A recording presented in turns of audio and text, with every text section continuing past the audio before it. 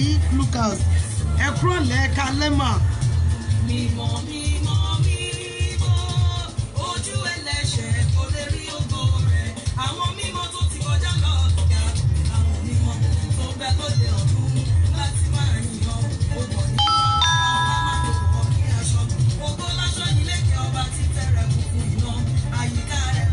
You're most welcome. Thank you so very much.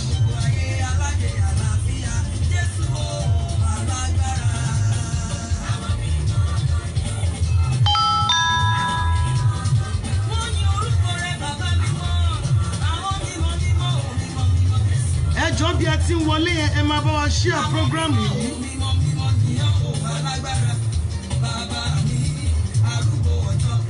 Olúwatómisìn Fágbọ́lá, how are you today?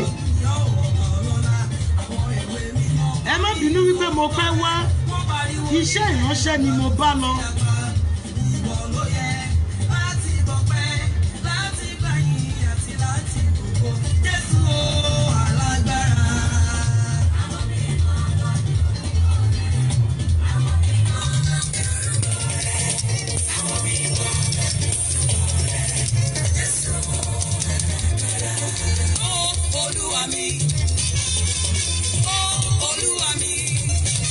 Bí ẹ ti wọlé yẹn ẹjọ́ ẹ máa share program yìí. Ẹ má bínú wípé mo fẹ́ wá, iṣẹ́ ìránṣẹ́ ni mo bá lọ.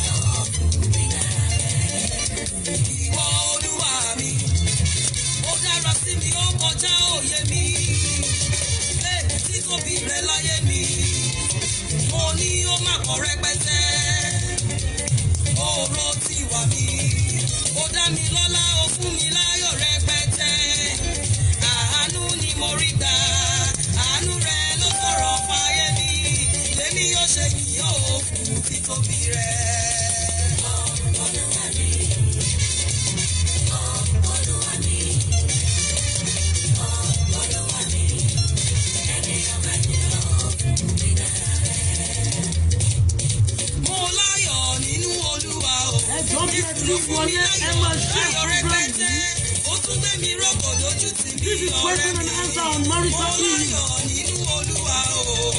Àti bẹ̀rẹ̀ láti ọ̀sẹ̀ tó kọjá.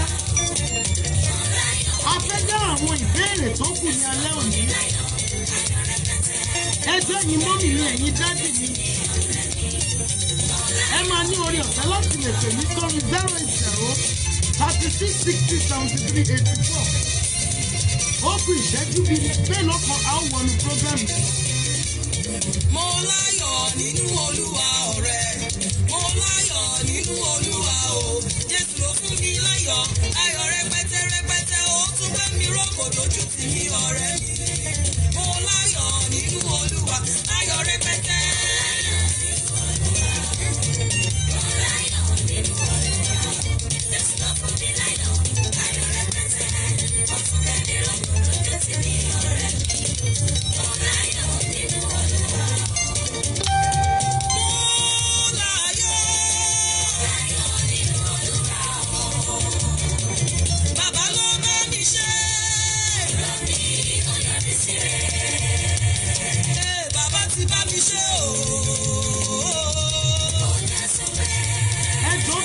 Wọlé yẹn ẹ máa share program yìí.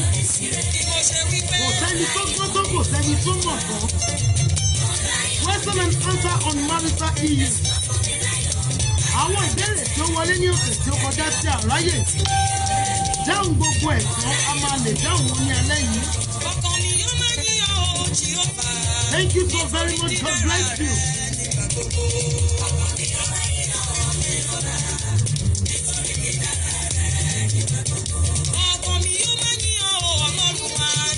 Ẹjẹ́ ẹ̀yin mọ́mì mi, ẹ̀yin dádì mi.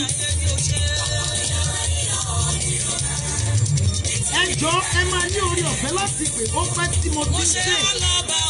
Àwọn ènìyàn Ọlọ́run wọ̀nyí. My daddy mi Ọláolúwa Abíọ́dún. Good evening to you, sir. Mo dúpẹ́ ọjọ́ ojú òní sì yí. Àwọn ọmọ yín máa rán lóore, wọ́n máa rí aláàánú. Kò ní kù yín kú ọ̀tá yín. I am so grateful. Today's program is question and answer on marital issues. Òkú iṣẹ́ ìgbàlà mi lórí igi. Ó dáde ẹ̀gún, òkú iṣẹ́ mi o. Ohun ọtí kíkan, mo kí ọ̀pẹ ò ṣe. Àná ọ̀lẹ́gbà, òkú ìfaradà mi. Tí ọ̀pọ̀ ẹgbẹ́ ń kọ́, mo kí ọ̀pẹ ò ṣe. Bí kò sí tirẹ̀, ayé ìbá fìyà jẹ mí. Àní ìwọ ọba mi, ó gba ìyà mi jẹ. Ìwọ alágbára, ó máa ṣe omi. Jésù o, alágbára. Olúwa dára sí mi. Álbọ̀mù mi Yẹmí Adéọlá lẹ́ ń gbọ́ yìí. Olúwa ṣohun rere, Olúwa ṣohun rere, Olúwa ṣohun rere fún mi mo dúpẹ́. Olúwa ṣohun rere, Olúwa ṣohun rere, Olúwa ṣohun rere fún mi inú mi dùn mo dúpẹ́. Daddy, mo dúpẹ́ gan ni. Thank you so very much, sir. Ó kù ìṣẹ́jú méjì. A máa wọnú ètò yẹn lọ. Just 2 minutes. Olúwa ṣohun rere, Olúwa ṣohun rere fún mi mo dúpẹ́ pé ó ṣohun rere. Ẹ bá mi sọ fún gbogbo àwọn mọ́mí àwọn dáàdì wípé a nílò wọn ní alẹ́ yìí. Ẹ bá mi sọ fún gbogbo family matters members wípé program ti bẹ̀rẹ̀. Amen, sir. Thank you so very much, sir. Ó ti múnú mi dùn. Sọ́múnú ẹ̀dùn mi tó wáyé. Ti mú mi gbàgbé o ìbànújẹ́. Ó ti múnú mi dùn. Jésù ti mú mi gbàgbé o ìbànújẹ́ mi. Àló ti múnú mi dùn sẹ́. Ayérayé ló mú mi gbàgbé o ìbànújẹ́ mi. Ó ti múnú mi dùn. Oh, Fádọ́lá Ọlárẹ̀wájú, you are welcome, sir. Amen. Thank you so very much, Daddy. Ó kù ìṣẹ́jú kan. Tí mi ò rò tẹ́lẹ̀. Wẹ́rẹ́ ló ṣe, ó sẹ́kún mi dẹ̀yìn o, ẹ bá mi dúpẹ́. Mo sọ wípé o ṣé bàbá. Mo sọ wípé o ṣé bàbá.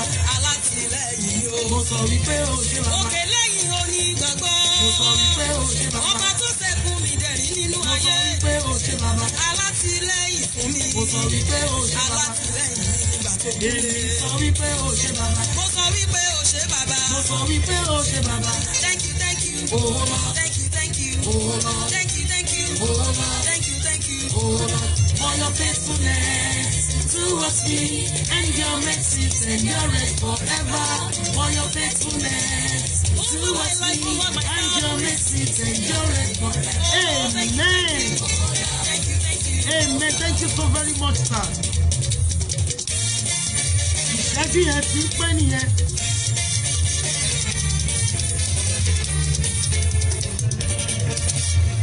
Àánú Olúwa pọ̀ sí mi.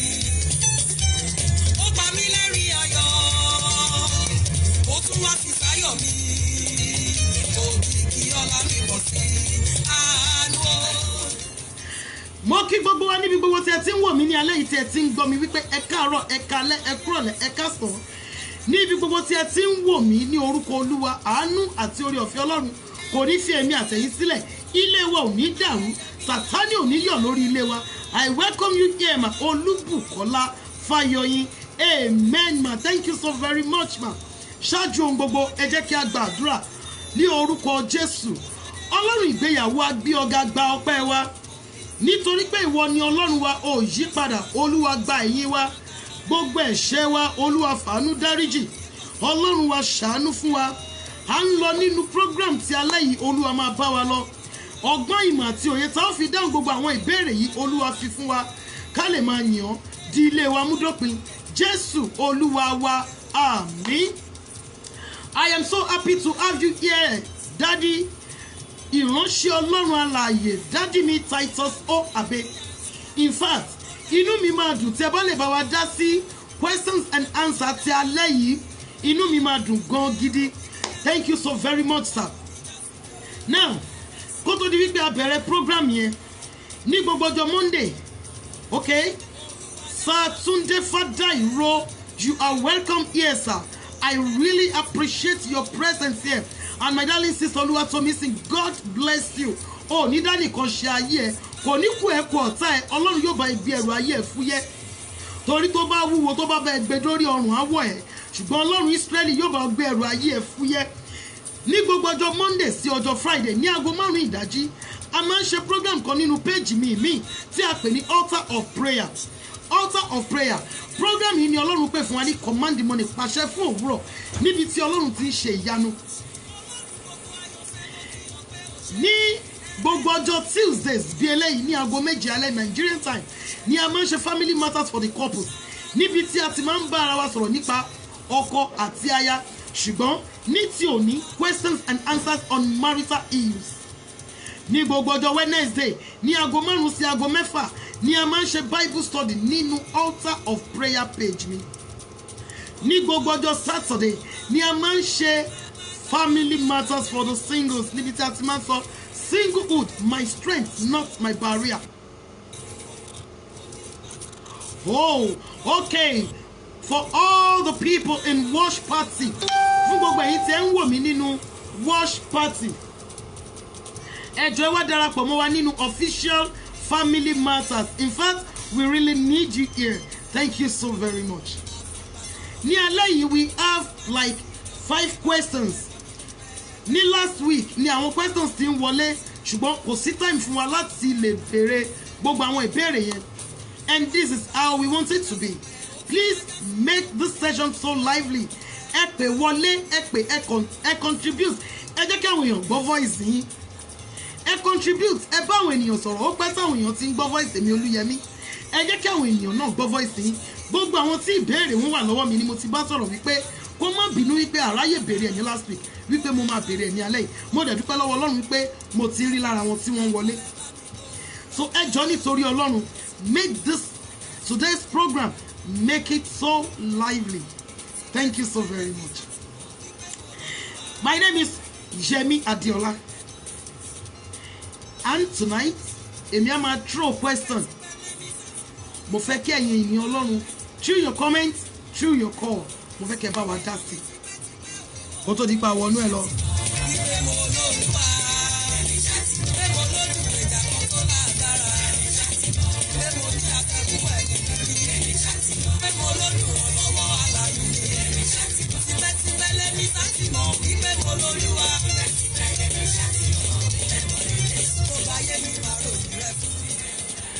Now the first question ní alẹ́ yìí ó wá láti ìlú Èkó. Arákùnrin kan ló béèrè ìbéèrè yìí, mi ò ní dárúkọ wọn. Lóòótọ́ wọ́n sọ orúkọ wọn ṣùgbọ́n èmi ò ní dá orúkọ wọn lórí program yìí. Láti ìlú Èkó ni ìbéèrè yẹn ti wá. My question is, what can I do to stop my wife from being promiscuous? My question is, what can I do to stop my wife from being promiscuous? Torí ẹsẹ̀ ẹ sọ mí and I don't want to leave her. Ìbéèrè yìí wá láti ìlú Èkó.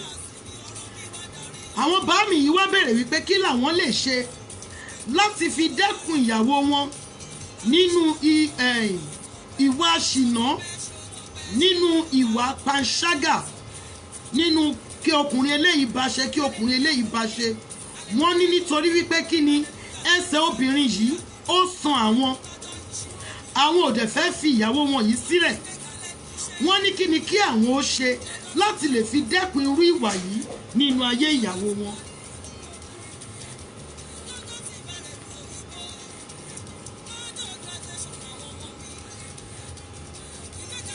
Kí ni kí wọ́n ṣe?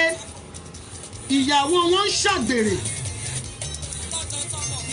Thank you so very much, ma. Bridget Folusha, thank you so very much. I really appreciate you. You also look so sweet.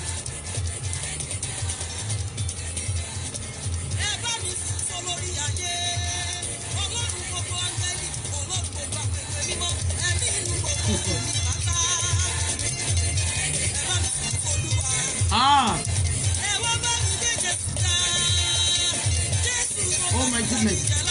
This is a question.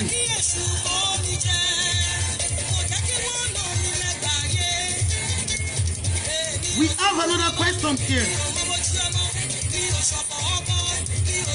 Ó máa jẹ́ one after the other.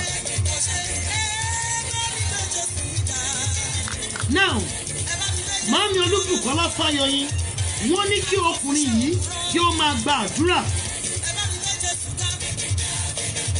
Wọ́n ní kí ó máa gba àdúrà.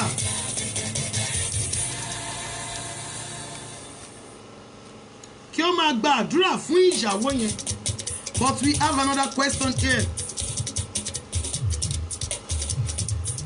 Àwọn mímọ́ ló yin orúkọ rẹ̀. Àwọn mímọ́ ló ń pe orúkọ rẹ̀. Àwọn mímọ́ ló yin orúkọ rẹ̀. Negative. Alágbára.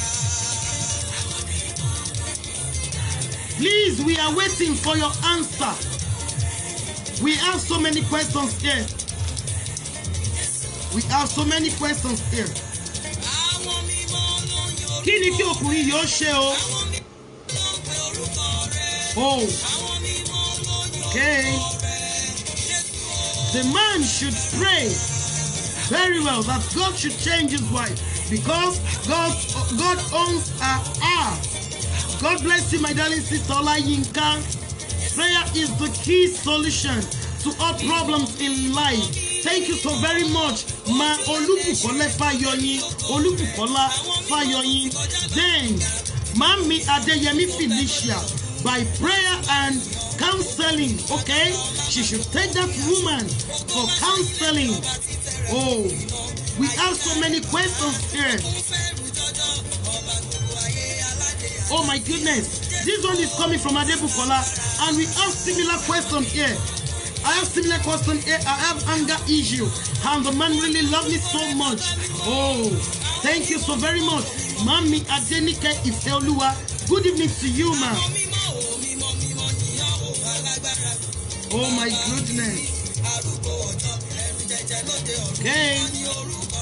Okay.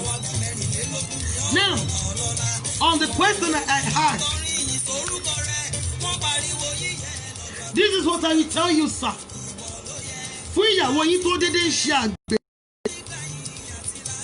Thank you so very much, Daddy. Both of them should go for counseling. Ní ọ̀pọ̀ ìgbà,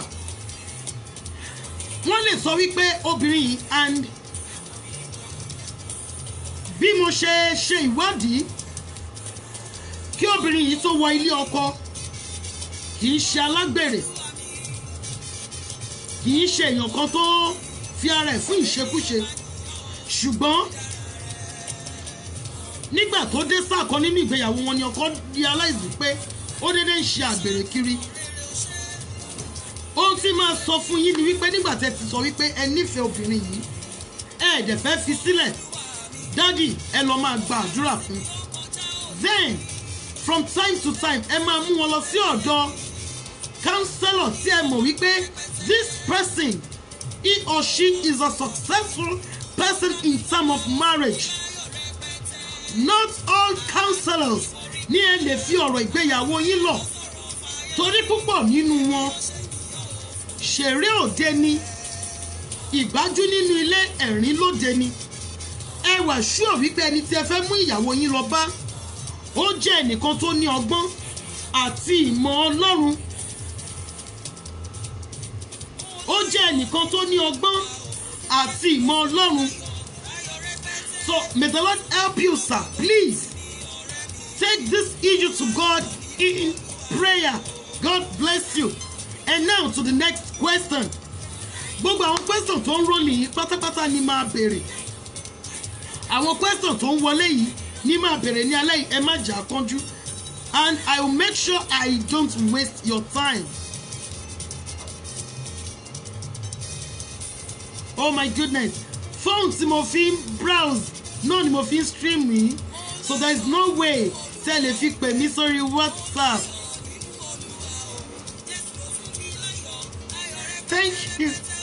Thank you so very much. I can't wait to meet you, Ida. So now, to the next question. Good day, ma. I have no problem with my wife. And this is similar to the question. See, Mami Adebukola tí wọ́n béèrè. I have no problem with my wife, but she gets angry easily. And when she does, she can destroy valuable things. And she's too jealous. Apart from these two bad behaviors, she's a nice person. She can give out her eyes.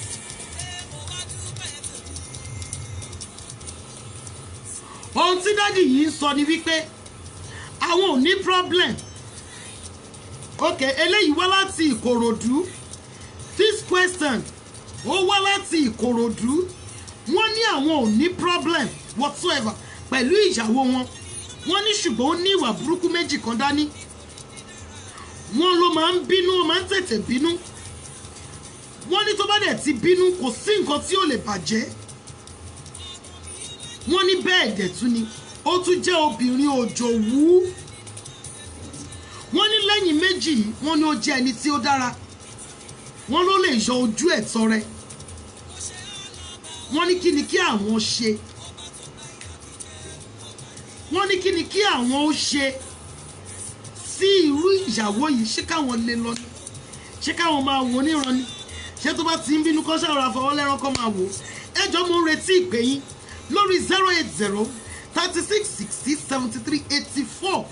Ẹ pè mí wọlé sórí 080 36 60 73 84. Wọ́n ní ìyàwó tó jẹ́ oníbínú àti òjòwú. A dẹ̀ ti rí similar question níbí báyìí wípé àwọn máa ń bínú gan.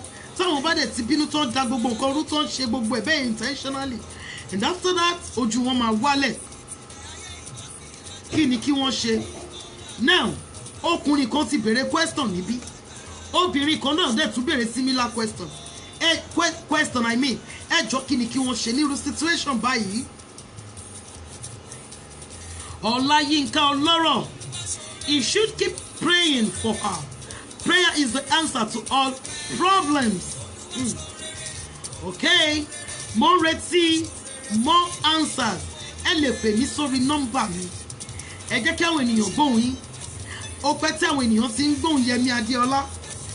Ẹ jẹ́ kí àwọn ènìyàn kí wọ́n gbóhùn yín. Ẹ pè mí wọlé sórí 080 36 60 73 84. Gbogbo ẹ̀yin tẹ́ ń wò mí nínú watch party. Ẹ jọ̀ọ́ ẹ wá darapọ̀ mọ́ wa nínú official family matters. Màá lè máa rí comment yín, màá lè máa rí contribution yín. Thank you so very much. Expecting your call. Ó ti múnú mi dùn. Jésù ti mú mi gbàgbé o ìbànújẹ́ mi. Àlù ti múnú mi dùn sẹ́. Ayérayé ló mú mi gbàgbé o ìbànújẹ́ mi.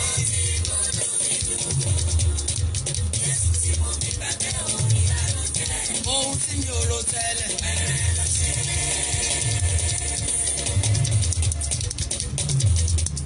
Ohun tí mi ò rò tẹ́lẹ̀. Mo ń retí ìdáhùn yín. Mo sọ wípé o ṣé bàbá. Alátìlẹ́yìn o. Òkè lẹ́yìn onígbàgbọ́. Ọba tó ṣẹ́gun mi dẹ̀rín nínú ayé. Alátìlẹ́yìn fún mi. Alátìlẹ́yìn mi nígbà tó kúnlé. Mo sọ wípé o ṣé bàbá. Thank you, thank you. Thank you, thank you. Thank you, thank you. Thank you, thank you. Mo ń retí ìdáhùn yín lórí ìbéèrè tí a lè mú sí question kejì. Okay. Over my life, over my family. For me, Oh, thank you, thank you. Thank you, thank you. for me, I prayed, went to mountain. This guy loves me. I don't want to lose him. Else I'll kill myself. And you don't do that. Ó pa mí lẹ́rìn ayọ̀. Tó bá jẹ́ wípé ẹ ti listen sí àwọn teachings mi. Òkìkí ọlá mi bọ̀ sí. Tó bá jẹ́ pé ẹ ti listen sí àwọn teachings mi lórí family matters. Ọ̀rọ̀ tí ẹ sọ nísìnyí, my sister Adébùkọ́lá, kò ní tẹnu yín jáde that you will kill yourself. It is part of what can reduce you to nothing. Kéèyàn máa ní ìrònú wípé tí ẹni yóò bá fẹ́ mi, màá para mi. ó lè sọ èèyàn di ẹni yẹpẹrẹ, ó lè mú kí ọkùnrin yẹn gan sá fún yín pátápátá, because ẹni tó bá lè ronú nǹkan bẹ́ẹ̀ yẹn sí ara ẹ̀ kò ní nira fún láti rò sí ọmọ ẹni mi. So because this guy, oh okay, let me just say this, let me be positive that your relationship will work, but never say that again, that you will kill yourself. Ọlọ́run máa ràn yín lọ́wọ́, Ọlọ́run máa ràn yín lọ́wọ́ láti lè mú gbogbo òdodo ṣẹ lórí relationship yín. It is better you work on yourself. Do you get? Oh my goodness. My mommy Ronke Alabi Lucas. Everyone has their own problems. You need prayers and more patience for the wife. Things will be okay with prayers. Thank you so very much, mommy. Thank you so very much. Thank you so very much. I really appreciate this. Let the husband be silent when the wife is angry, and also pray for her. Yes. Obìnrin yẹn really needed. Learn to control your anger issues. God bless you. God bless you. Let the husband take her for deliverance. Oh, fún obìnrin tó bá jẹ́ oníbínú, ẹ̀mí ni ìbínú, odidi ẹ̀mí ni.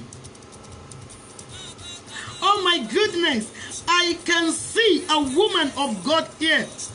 A woman of God, Evangelist Kemi Oti.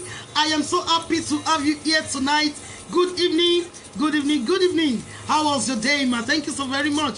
You should keep on praying and be patient. Ẹ̀mí ni ìbínú. Ó dẹ̀ máa ń ba ayé ẹni tó bá ń bá gbé, ó máa ń ba ayé wọn jẹ́ ni. Bíbélì mọ̀ wípé a máa bínú bí ènìyàn. Ó ní ṣùgbọ́n ó ní kí a bínú, kí a má ṣẹ̀ṣẹ̀, kí a má jẹ́ kí òun wọ̀ bá ìbínú nínú wa. Ìbínú tó bá ti di wípé o bẹ̀ sí ń ba nǹkan jẹ́, ìbínú tó bá ti di wípé o bẹ̀ sí ń sọ ju nǹkan tó yẹ kó o sọ, o ti ń ṣẹ̀. Now, ẹni tí ẹ̀mí ìbínú bá ń bá gbé tí mọ̀ dájú wípé kí ní ìfẹ́ ba tiẹ̀ jẹ́ ni. Ó fẹ́ kó o tẹ́ lọ́wọ́ àwọn tó fẹ́ràn ẹni. So this is what I'll suggest you do. The first thing is, o kò gbọ́dọ̀ kọ́kọ́ dá Jésù mọ̀. Kọ́kọ́ lọ dá Jésù mọ̀. Give your life to Christ. Let him be the controller of your life. Ìyẹn number one. Then give yourself to prayer. Fi ara ẹ fún àdúrà pátápátá. Then lọ kọ́ bíìtì kan. Fi ìdákẹ́ yadi. Lọ máa kọ́ bí a ti ń fi ìdákẹ́ yadi. Ṣó fẹ́ gbọ́ mi? Tí inú bá ń bí ẹ, lọ kó aṣọ jáde. This is what I have used for so many people, for so many women. So they work fún wọn. And today, wọ́n ti ní ìṣẹ́gun lórí ẹ̀mí ìbínú. Tí inú bá ti ń bí ẹ, lọ kó bí aṣọ bíi mẹ́rin márùn-ún lọ kó jáde. Pọ́n omi tì. Sórí pẹ̀lú ìbínú yẹn, make sure wípé o sọ anything. Ó yẹ jòkó tí aṣọ yẹn máa fọ́. Jòkó tí aṣọ yẹn kó máa fọ́. Ṣó wá rí bó ṣe kó aṣọ yẹn jáde. Make sure wípé o bu omi sẹ́nu. Omi tó bù sẹ́nu yẹn o ò gbọ́dọ̀ gbé mì. O ò dẹ̀ gbọ́dọ̀ pọ́ dànù títí tó máa fi fọ aṣọ yẹn tán. Sórí by the time tó bá máa fi fọ aṣọ yẹn tán, inú ẹ̀ ti máa wálẹ̀. Díẹ̀díẹ̀ ló máa gbá rẹ̀ lọ́wọ́ ẹ̀mí ìbínú, and before you know it, you are free. Tí ẹ̀mí ìbínú yẹn bá ti dé, kó aṣọ jáde. Tó bá jẹ́ pé ìgboro ló wà, tí ń ṣe ilé níbi tó ti lè kó aṣọ jáde, wá omi, bu omi sí ẹnu. Make sure wípé o gbé omi yẹn mì. Tó bá máa fi ṣe bí méjì, mẹ́ta, mẹ́rin, wàá bẹ̀ sí ní ìṣẹ́gun pátápátá lórí ẹ̀mí ìbínú. God bless you. Oh, Mami Olubukola Fayoyin, the opposite sex should become a sheep when the anger comes, and when he or she gets back to her senses, the other person call he or her to order by advising and still pray harder before it goes beyond normal. Thank you so very much. Thank you so very much. Amen. Thank you so very much. So that is what you should do. Oh my goodness. ẹ jọ̀ọ́ gbogbo ẹ̀yin tẹ́ wà nínú watch party mi ò rí comment yín inú ọ̀dọ̀ ẹni tó tẹ́tí wo watch party àwọn ni wọ́n máa rí comment yín so please and please gbogbo ẹ̀yin tẹ́ wà nínú watch party ẹ wá join Yẹmi Adéọlá nínú official Family Matters page Jọlá Yínká bá mi lọ copy link yẹn so a lè easy fún wọn or my darling husband ẹ jọ̀ọ́ bá mi copy link official Family Matters as comment sí ọ̀dọ̀ yín a lè easy fún wọn láti lè wọlé. Thank you so very much. I welcome you here, my darling sister evangelist Afolabi Opeyemi. Thank you so very much. Oh my goodness, we shall see again other Saturday 7 p.m. Nigerian time ni a máa ń ṣe Family Matters for the singles. Thank you so very much.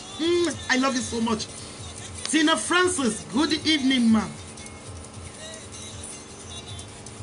Okay. Thank you so very much. Now, I want to move on to the next question because I have promised us wípé mi ò ní gbà wá ní àkókò rárá. Ẹ jọ̀ọ́ bí ẹ ti ń wọlé yẹn, this is part of what you can do to help others. Make sure you share this program. Share this program, share as many times as possible. Then invite your friends. And invite àwọn ọ̀rẹ́ yín wọlé. Thank you so very much, my darling. Thank you. You are a blessing to my world. Ọláyínká mi ọlọ́rọ̀, my third daughter, my sweetheart. Thank you so very much. Ẹ jọ̀ọ́ bí ẹ ti ń wọlé yẹn, ẹ máa share program yìí so as to help somebody in pains, someone who is facing a lot in his or her marriage. Ẹ jọ̀ọ́ ẹ bá mi invite àwọn ènìyàn wọlé. Ẹ share program yìí as many times as possible. Now to the next question. Question eléyìí ó gùn díẹ̀. In fact, inú mi máa dùn púpọ̀ tẹ́ bá lè pè wọlé lórí question yìí. Torí question yẹn ó wà complicated a little bit. When I read the question, I was shocked. This question ó wá láti Port Harcourt. Now, mommy, God bless you for this great privilege of questions and answers on your program. Bó ṣe kọ́ Mami Rasheedat Abiodun Lipede, good evening to you, ma. Bí wọ́n ṣe kọ question yẹn ni máa ṣe kà á. Mommy, I am in trouble. She said she's in trouble. My husband lost his job in May 2017. Then we agreed that he should start up a business. The cash with him cannot start anything, so I put in for loan in my office. My boss promised me that he will give me the money if I will allow him have his way with me. And I allowed my boss. I allowed him because I love my husband so much. Wọ́n gbà kí ọ̀gá wọn bá wọn ní àjọṣepọ̀ torí pé wọ́n nífẹ̀ẹ́ ọkọ wọn gidi. And I don't want him to like anything. Truly, my boss gave me the money. But I told my husband that it was loan. Truly, my boss gave me the money. Ẹ má gbàgbé bí tí a ti ń bá bọ̀. Loan ni wọ́n fẹ́ gbà. Ọ̀gá wọn sọ wípé tó bá lè gbà kóun bá wọn ní àjọṣepọ̀, òun á fún wọn ní owó yẹn. Lóòótọ́ ọ̀gá wọn bá wọn ṣe, ó dẹ̀ fún wọn ní owó yẹn. Ṣùgbọ́n àwọn ò sọ fún ọkọ wọn wípé lóònù ni. Now, my problem now is anytime my husband gave me money so as to pay the loan, I am always in fear because I know I deceived him. Mommy, please, I will watch your program today. I don't know, maybe I should tell him because he is really doing well with his business, and I am also doing well with my job.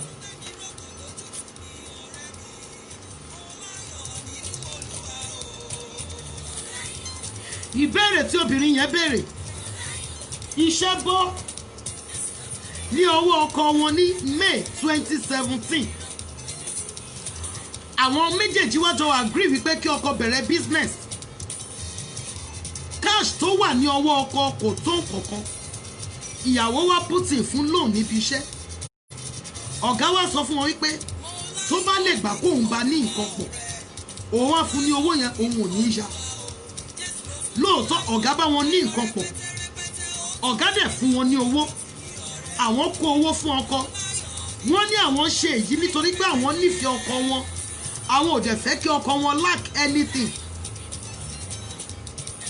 Wọ́n ní ṣùgbọ́n problem wọn wá ní wípé each time tí ọkọ wọn bá fún wọn ní owó láti lè máa fi dá lóhùn padà, ẹ̀rù máa ń ba àwọn torí pé àwọn mọ̀ wípé àwọn parọ́ fún ọkọ wọn. Wọ́n ní ṣé kí àwọn sọ fún ọkọ wọn, wọ́n nítorí ó ń ṣe dáadáa nínú bísínẹ́sì ẹ̀ báyìí, àwọn náà dẹ̀ ń ṣe dáadáa nínú iṣẹ́ tiwọn. I welcome you here, ma.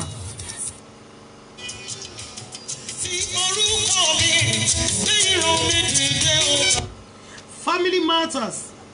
It matters. Ẹ kú ètò ọlọ́mọ máa sábà yín jọ tún. Àmín Jésù. Kẹ́rí ẹ̀ẹ́dàjẹ́ ká tọ́ra wa.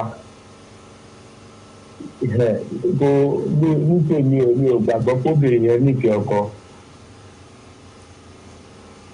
Marriage should be for better, for worse. So she didn't have any right, in my best opinion, láti lọ sọ pé torí pé òun ò fẹ́ kí ìyà jẹ ọkọ òun torí pé wọ́n dá ọkọ dúró níbi iṣẹ́ ó fẹ́ bá wá loan, then you demand a loan in your office and your boss has you out before he can give you that loan. So I don't know, but in my best opinion, kóbìnrin yẹn lọ máa wá ojú Ọlọ́run, because at this point tó wà yìí tó bá jẹ́ kọ́kọ́ mọ̀ wípé nǹkan tó ń ṣe nìyẹn kó tó fi owó ọkọ lè dákẹ́ ó lè má sọ̀rọ̀, ṣùgbọ́n ìdọ̀kẹ́ kínkínní ni létí àwọn gbẹ̀gìrì. Tójú bá kúrò ń bẹ̀ ọkàn kọ́. Ọkàn ò lè kúrò ń bẹ̀. So ní ilé advice yẹ o for now, because ọ̀nà tí gbogbo ọ̀rẹ́ ọkọ ẹ̀yẹ bó ṣe wà ó ní ọ̀rẹ́. Ọ̀rẹ́ tọkọ yẹn ní tún ní ọ̀rẹ́ again. Bẹ́ẹ̀ni. So bó ṣe wà yẹn kò sí bọ́kọ yẹn ò ṣe ní fi tó ọ̀rẹ́ mi sí. Advice oríṣiríṣi àwa bẹ̀rẹ̀ sí ní wọlé, kò jẹ́ kéèyàn tó máa advice ẹ̀ pé kó gbà pé ìyàwó lọ sí ara ẹ̀ bí owó fún ọkọ. Ọkọ lè lò ní ọjà tàbí pé sacrifice náà ló ṣe fún kó bá lè wà okay, but I won't deceive you. Ìdọ̀tẹ̀ kínkínní ni létí àwọn gbẹ̀gìrì. Ojú tọkọ yẹn máa fi wo obìnrin yẹn ojú oníṣìná ni. Eventually tóbìnrin yìí fáì jáde tó bá fẹ́ wọlé, gbogbo ìdàbọ̀kọ ni pé o ti bá béèrè lọ. Bẹ́ẹ̀ ni, so bó ṣe wà yẹn àkọ́kọ́ kọ́kọ́ lọ wá ojú Olúwa kó lọ tọrọ fún ìdáríjì ẹ̀ṣẹ̀. Tí Ọlọ́run bá ti wá dáríjì, kò sí olóore ọ̀fẹ́ tó ga ní Ọlọ́run wa. Tọ́lọ́run bá fi olóore ọ̀fẹ́ gbà á kó wá èmi ní solution lèmi sọ ń tèmi yìí o. Kó wá lọ wá onítìjú ọkọ yẹn bí àwọn ìránṣẹ́ Ọlọ́run tòótọ́. Lẹ́yìn ìgbà tó bá wá ojú Olúwa tó bá rí pé kínní, because with the point, some points tí mo fi point nínú question ni pé ẹ̀mí tí ẹ̀ wá gbé mọ́ each and every time tọ́kọ bá ti fẹ́ sọ gbèsè padà. Ẹ̀rù máa ń bà á. Ẹ̀rù máa ń bà á because ó ní guilty conscience. Definitely òun fún ara ẹ̀ bó ń ṣe oníranù, ṣùgbọ́n nǹkan tó dé lòun ò ìbẹ́sì tó lè ṣe nìyẹn. Marriage shouldn't be that. Marriage could be for better or worse. Whenever the worst come, they should both agree in prayer. Kí wọ́n sì yẹn lè lọ ni kì í ṣe kọ́ máa fi ẹ̀ṣẹ̀ wá solution kí wọ́n tó wà nínú ìgbéyàwó. Thank you, sir. Nǹkan tó bìrì yẹn lọ ṣe yẹn ó fi ẹ̀ṣẹ̀ wá solution sí ìgbé tí wọ́n tó wà nínú ìgbéyàwó ni. So kó lọ wá ojú Olúwa advice tí mo lè fún nìyẹn kó lọ tọrọ ìdáríjì ẹ̀ṣẹ̀. So eventually tó bá rí ìdáríjì gbà ní ọ̀dọ̀ Ọlọ́run mọ̀ bó ṣe lè ṣe ìdókù. Ọlọ́run kó ràn wá lọ́wọ́. Thank you so very much, sir.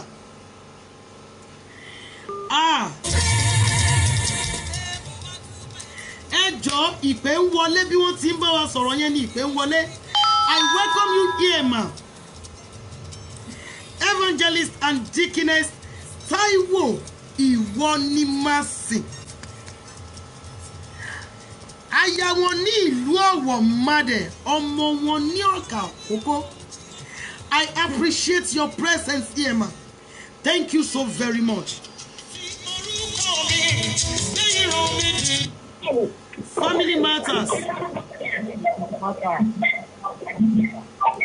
Ẹjọ́ ta ló ń bá wa sọ̀rọ̀? This is Mr. Ẹjọ́ bóyá kẹ́ ẹ bá wa ṣe fóònù yín yẹn ariwo pọ̀. Mr. Ifedayo.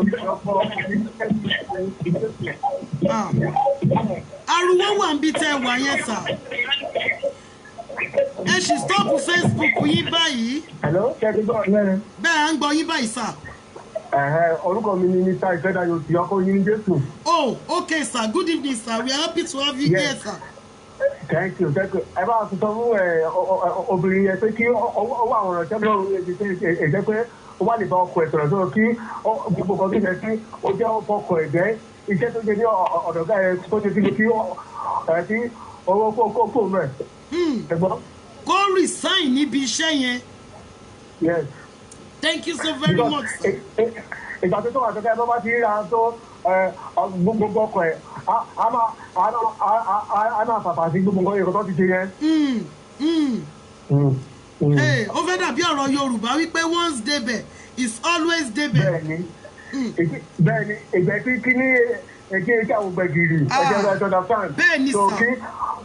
So kí ọjọ́ jẹ́ ọ̀pọ̀ ọkọ ẹ̀ lẹ́yìn iṣẹ́ tó ṣe kó kúrò ń bẹ̀ yàtọ̀. Thank you so very much sir. Inú wa dùn láti gbọ́ láti ọ̀dọ̀ yín ẹ ṣé gan ni. Ẹ bá mi kí àwọn mọ́mì. Thank you sir. Ẹ bá mi kí dáàdì náà o. Wọ́n á gbọ́ sà, mo dúpẹ́ sà.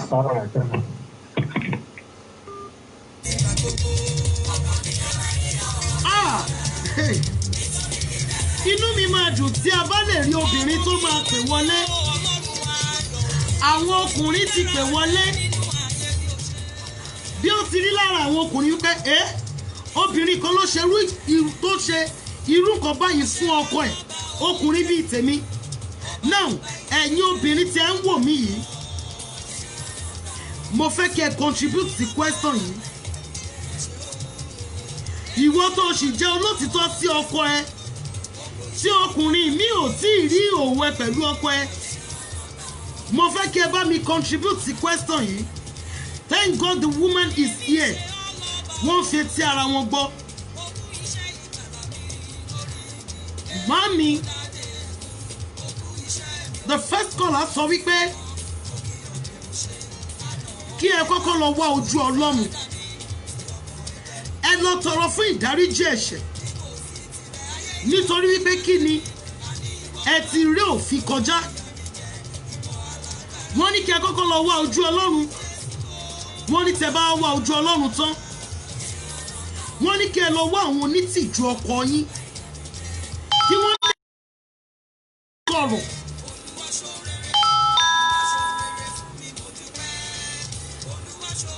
Now the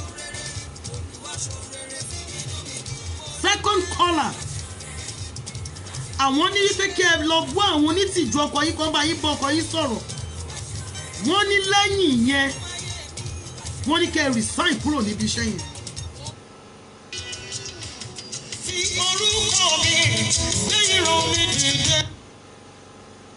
Family Matters. Ẹ kálẹ́ máa o. Ẹ kálẹ́ mà. Ẹ kú ètò. Ẹ ṣe gan ni mà Ọlọ́run ló ń ṣe. Yes Ẹ ma. tata ló ń sọ̀rọ̀. Rashidat Abiodun ló sọ̀rọ̀. Ẹ jọ láti ibo. Láti Italy. Oh, thank you so very much ma. Yes ma. Àmọ̀ràn mi fún mọ́mí yẹn ni wípé nọ́mbà 1 nǹkan tó kọ́kọ́ ṣe yẹn. Ṣàṣà obìnrin mi kò lè ṣe ọmọbìnrin mi tó bá dẹ̀ sí ní ìdọ̀kọ̀ ọmọdé dénúdénú àti. Torí nǹkan tó ń pè ní ìfẹ́ ìjọkìjọ jẹ́ kí nǹkan kan gbọ́n ẹni tó bá nífẹ̀ẹ́ sí. Wọ́n ní lásìkò yẹ ọkọ̀ ẹ̀ tí ó ronú. So the only thing I think about òun ni wípé ọ̀nà tí wọ́n lè fi yọ ọkọ wọn kúrò nínú ìṣòro yẹn. Àwọn dájú wa tó kọ́kọ́ pè lálákọ̀ọ́kọ́ wọ́n ti sọ èyí tó jẹ́ òótọ́ ọ̀rọ̀ wọn ò lè sọ fọ́kọ wọn torí tó bá sọ fọ́kọ wọn ilé yẹn máa padà dàrú. Nǹkan tó nídìí láti ṣe ni wípé kó bá Ọlọ́run sọ̀rọ̀. Ó máa ń tọ́ ó dẹ̀ máa ń dáríjì wọn. Kó bẹ Ọlọ́run sílé wọn kó má dàrú. Dájú wa kejì náà sọ pé kó fi iṣẹ́ yẹn sílẹ̀. Ìgbésẹ̀ tó dáa òun lọ ní kó ṣe yẹn kó fi iṣẹ́ yẹn sílẹ̀ kó lọ kéèsì ọkọ wọn. Tó tí ọkọ wọn bẹ̀rẹ̀ ọkọ wọn bá ṣì jẹ́ wọn pé kó sọ fún wọn wọ́n lè lọ fi lọ bíbù ẹ̀yìn ìyá wa tí wọ́n pè yìí kẹ́ bá wọn fi ẹ̀mí ṣọ́nà kẹ́ bá wọn gbàdúrà sí bóyá kó sọ àbí kó má sọ torí gbogbo nǹkan èèyàn gbọ́dọ̀ kọ́kọ́ fi sọ́nà létí kó tó di pọ́ gbèdé tẹ̀. Àmọ̀ràn sí ni òjò bẹ́ẹ̀ lọ. Thank you so very much. I am so happy to have you on this program, ma. I am so grateful. Yes, ma. Thank you so very much, ma. Yes, ma. Hey. A gba ìpè láti ọ̀dọ̀ obìnrin. Wọ́n ní ohun tí obìnrin yẹn ṣe wípé ó lójú obìnrin tó lè ṣe fún ọkọ. Òun ṣe láti lè fi múnú ọkọ ẹ̀ dùn, láti lè fi jẹ́ kí gbogbo nǹkan bọ̀ sípò. Ṣùgbọ́n báyìí ọkàn ẹ̀ ò balẹ̀ mọ́. Ó mẹ́ṣẹ̀ lọ́wọ́. Wọ́n ní kó lọ wá àwọn onítìjọkọ̀ ṣùgbọ́n kó kọ́kọ́ lọ wá ojú Ọlọ́run. Now, Mami Olúbùkọ́lá Fáyọyìn àwọn sọ wípé if a woman have sex with another man apart from her husband, forget it, she doesn't love the man. Secondly, I'm not sure if any man can forgive such.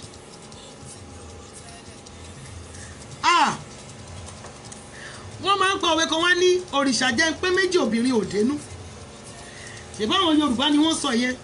Ṣùgbọ́n Bíbélì tèmi sọ fún mi wípé owú ni ìbínú ọkùnrin. Nínú ìwé òwe yẹn, ó ní owú ni ìbínú ọkùnrin. So gẹ́gẹ́ bí obìnrin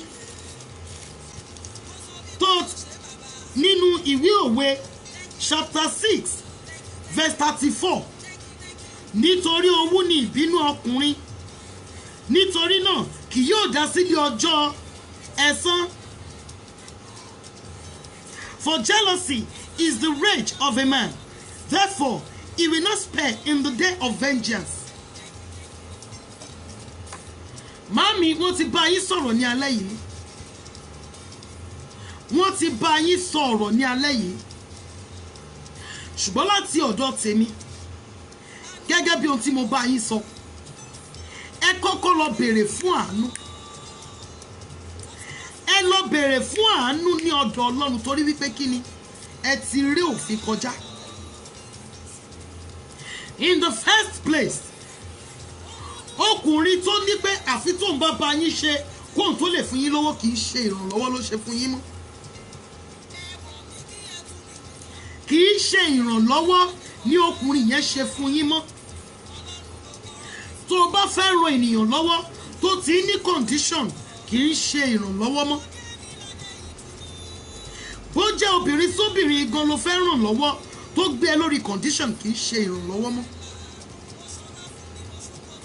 Ó yẹ kí ẹ ti kọ́kọ́ rò báyìí wípé ṣe máa lè stáǹdì ohun tí yóò tẹ̀yìn ẹ yọ. Ẹ lọ resign kúrò ní ibi iṣẹ́ yẹn. Ah, my goodness. Network, hear the word of God. Be stable in Jesus' name. Be stable, be stable, be stable in Jesus' name. Thank you so very much. Ah, can't see my face, ke. Ẹ back phone yìí kẹ́ padà wọlé. Ẹ back phone yìí kẹ́ padà wọlé. Ẹ máa rí face mi. Thank you so very much. Thank you for showing me so much love. Thank you, thank you, thank you. I really appreciate your love on this program. Mo ń fẹ́ kí èèyàn kan tàbí méjì, bóyá through call, bóyá through comment, mo fẹ́ kẹ́ bá wa dá sí ọ̀rọ̀ yìí. Ṣé pé mo sọ lẹ́kùn mo ló wà complicated díẹ̀. Now, tí ọkùnrin yìí bá tilẹ̀ dáríjì, ṣé mọ̀ wípé èní la mọ̀ a ò mọ̀ ọ̀la. Tó bá padà dìde ní ọ̀la ńkọ́. Ohun tí màá sọ fún yín mà ní wípé kẹ́ lọ wá ojú Ọlọ́run. Ní gbogbo ọ̀nà ẹ lọ wá ojú Ọlọ́run. Ẹ lọ bẹ̀bẹ̀ fún àánú. Ẹ ti ṣe èyí tó burú níwájú Olúwa. Ẹ lọ bẹ̀bẹ̀ fún àánú. Ẹ dẹ̀ resign kúrò níbi iṣẹ́ yìí. Ṣé àwọn pé mo bèrè lọ́wọ́ yín? Mo ní lẹ́yìn ìgbà kan tó ṣẹlẹ̀ tí wọ́n fún yín lówó. Mo ní ṣé kò padà ṣẹlẹ̀ mọ́. Torí Oliver Smith lọkùnrin mi. Dúró ń bẹ̀ kó kú bẹ̀ ni Mario ni wọ́n. Mo bèrè lọ́wọ́ yín pé lẹ́yìn ìgbà kan tó ṣẹlẹ̀ yẹn pé ṣé kò padà ṣẹlẹ̀ mọ́ ẹni rárá. Ṣùgbọ́n láti ìgbà yẹn mà irú ojú wo lẹ́yìn àtọkùnrin máa ma fi wo ara yín. Ẹ lọ resign kúrò níbi iṣẹ́ yìí kẹ́ẹ̀dẹ̀ lọ bèrè fún àánú. Thank you so very much. Now to the next question. God bless you, my daughter. My first daughter will be 28 this August 8th. Mama ti send the question last week. Ọjọ́ birthday ọkọ mi gogogo ní ọmọ wọn àkọ́bí wọn tó máa pé 28 years. My first daughter will be 28 this August 8th. Do the man she knows as her father is not her father. Her real father died when she was just 4 months in me. My husband now was my late husband's friend. When I gave birth, he proposed to me and I agreed. My daughter does not know because we agreed that we will not let her know. Now, the man she brought home. We have another caller here. Family Matters. Hello. Hello. Ẹ kálẹ́ o. Mo wà lórí program. Okay.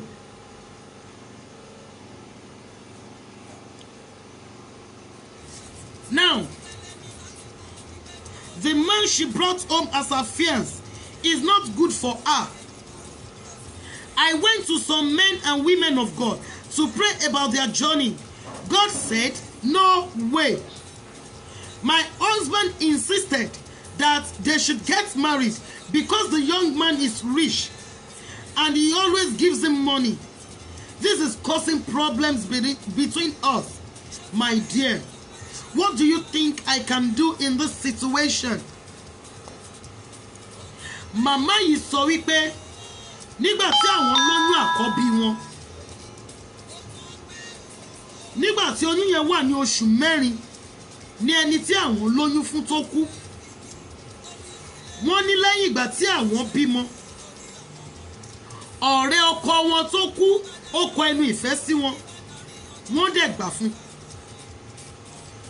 wọ́n ní wọ́n wá jọ tọ́ ọmọ yẹn àwọn méjèèjì wá jọ agree ọmọ yẹn mọ̀ wípé ọ̀rẹ́ ọkọ wọn yìí òun kọ́ ló bí so ọ̀rẹ́ bàbá ọmọ ní ọmọ gan mọ̀ sí bàbá kò mọ̀ wípé real father òun kò mọ̀ wípé ó ti kú now ọmọ wa mú ọkọ wálé ìyá jáde láti gba àdúrà lọ́dọ̀ àwọn ìránṣẹ́ Ọlọ́run báwo ni ìrìn àjò ọmọ òun yóò ṣe rí nínú ilé arákùnrin yìí ẹ̀mí Ọlọ́run sọ wípé kò sọ́nà ńbẹ̀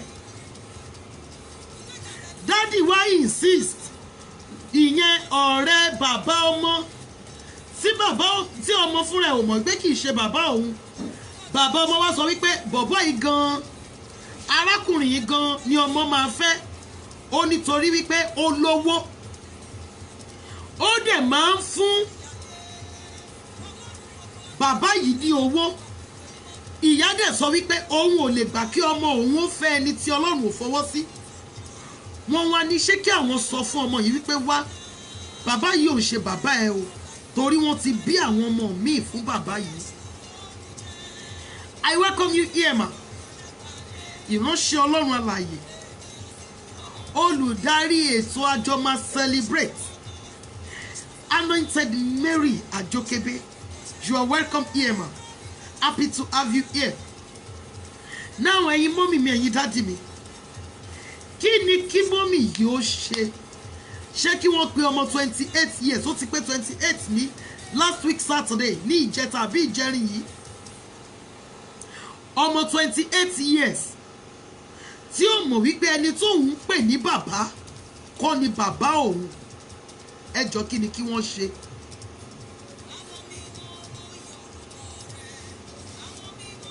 mo ń retí ìpè mo ń retí comment ẹ lè pè mí sórí 08036607384 ṣé kí a sọ wípé torí pé kì í ṣe bàbá yìí ló bí ọmọ yìí ló fi sọ wípé dandan ó gbúdọ̀ fẹ́ ẹni tí Ọlọ́run ò fọwọ́ sí àbí ká sọ wípé ṣe ni bàbá tiẹ̀ fẹ́ràn owó kí ni kí mọ́mì ò ṣe tí wọ́n bá sọ fún ọmọ 28 years báyìí wípé bàbá ẹ ti kú ọ̀rẹ́ bàbá ẹ ni mo fẹ́ báwo ló ṣe máa feel ẹjọ́ a nílò ìdáhùn ní kíá nítorí a sì ní ìbéèrè méjì ìkan wọlé nígbà tí a ń ṣe program lọ́wọ́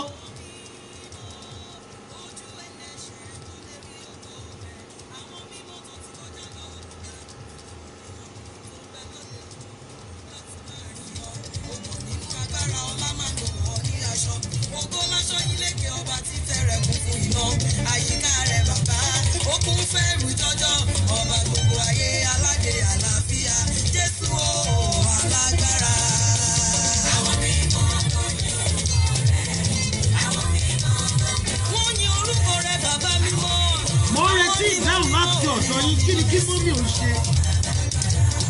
Àwọn mímọ́ nìyàn ò alágbára bàbá mi arúgbó ọjọ́ ẹrù jẹjẹ lóde ọ̀run. Kí ni kí wọ́n ṣe? Ọ̀rẹ́ bàbá àwọn àgbà mẹ́rìnlélógún. Ṣé kí wọ́n fi ọmọ yìí kọ́ sọ fún? Àwọn èwe mímọ́ kọrin. Ẹni tó mọ̀ sí bàbá yìí kọ́ ni bàbá ẹ̀ o. Fi orú. Family matters. It is matters.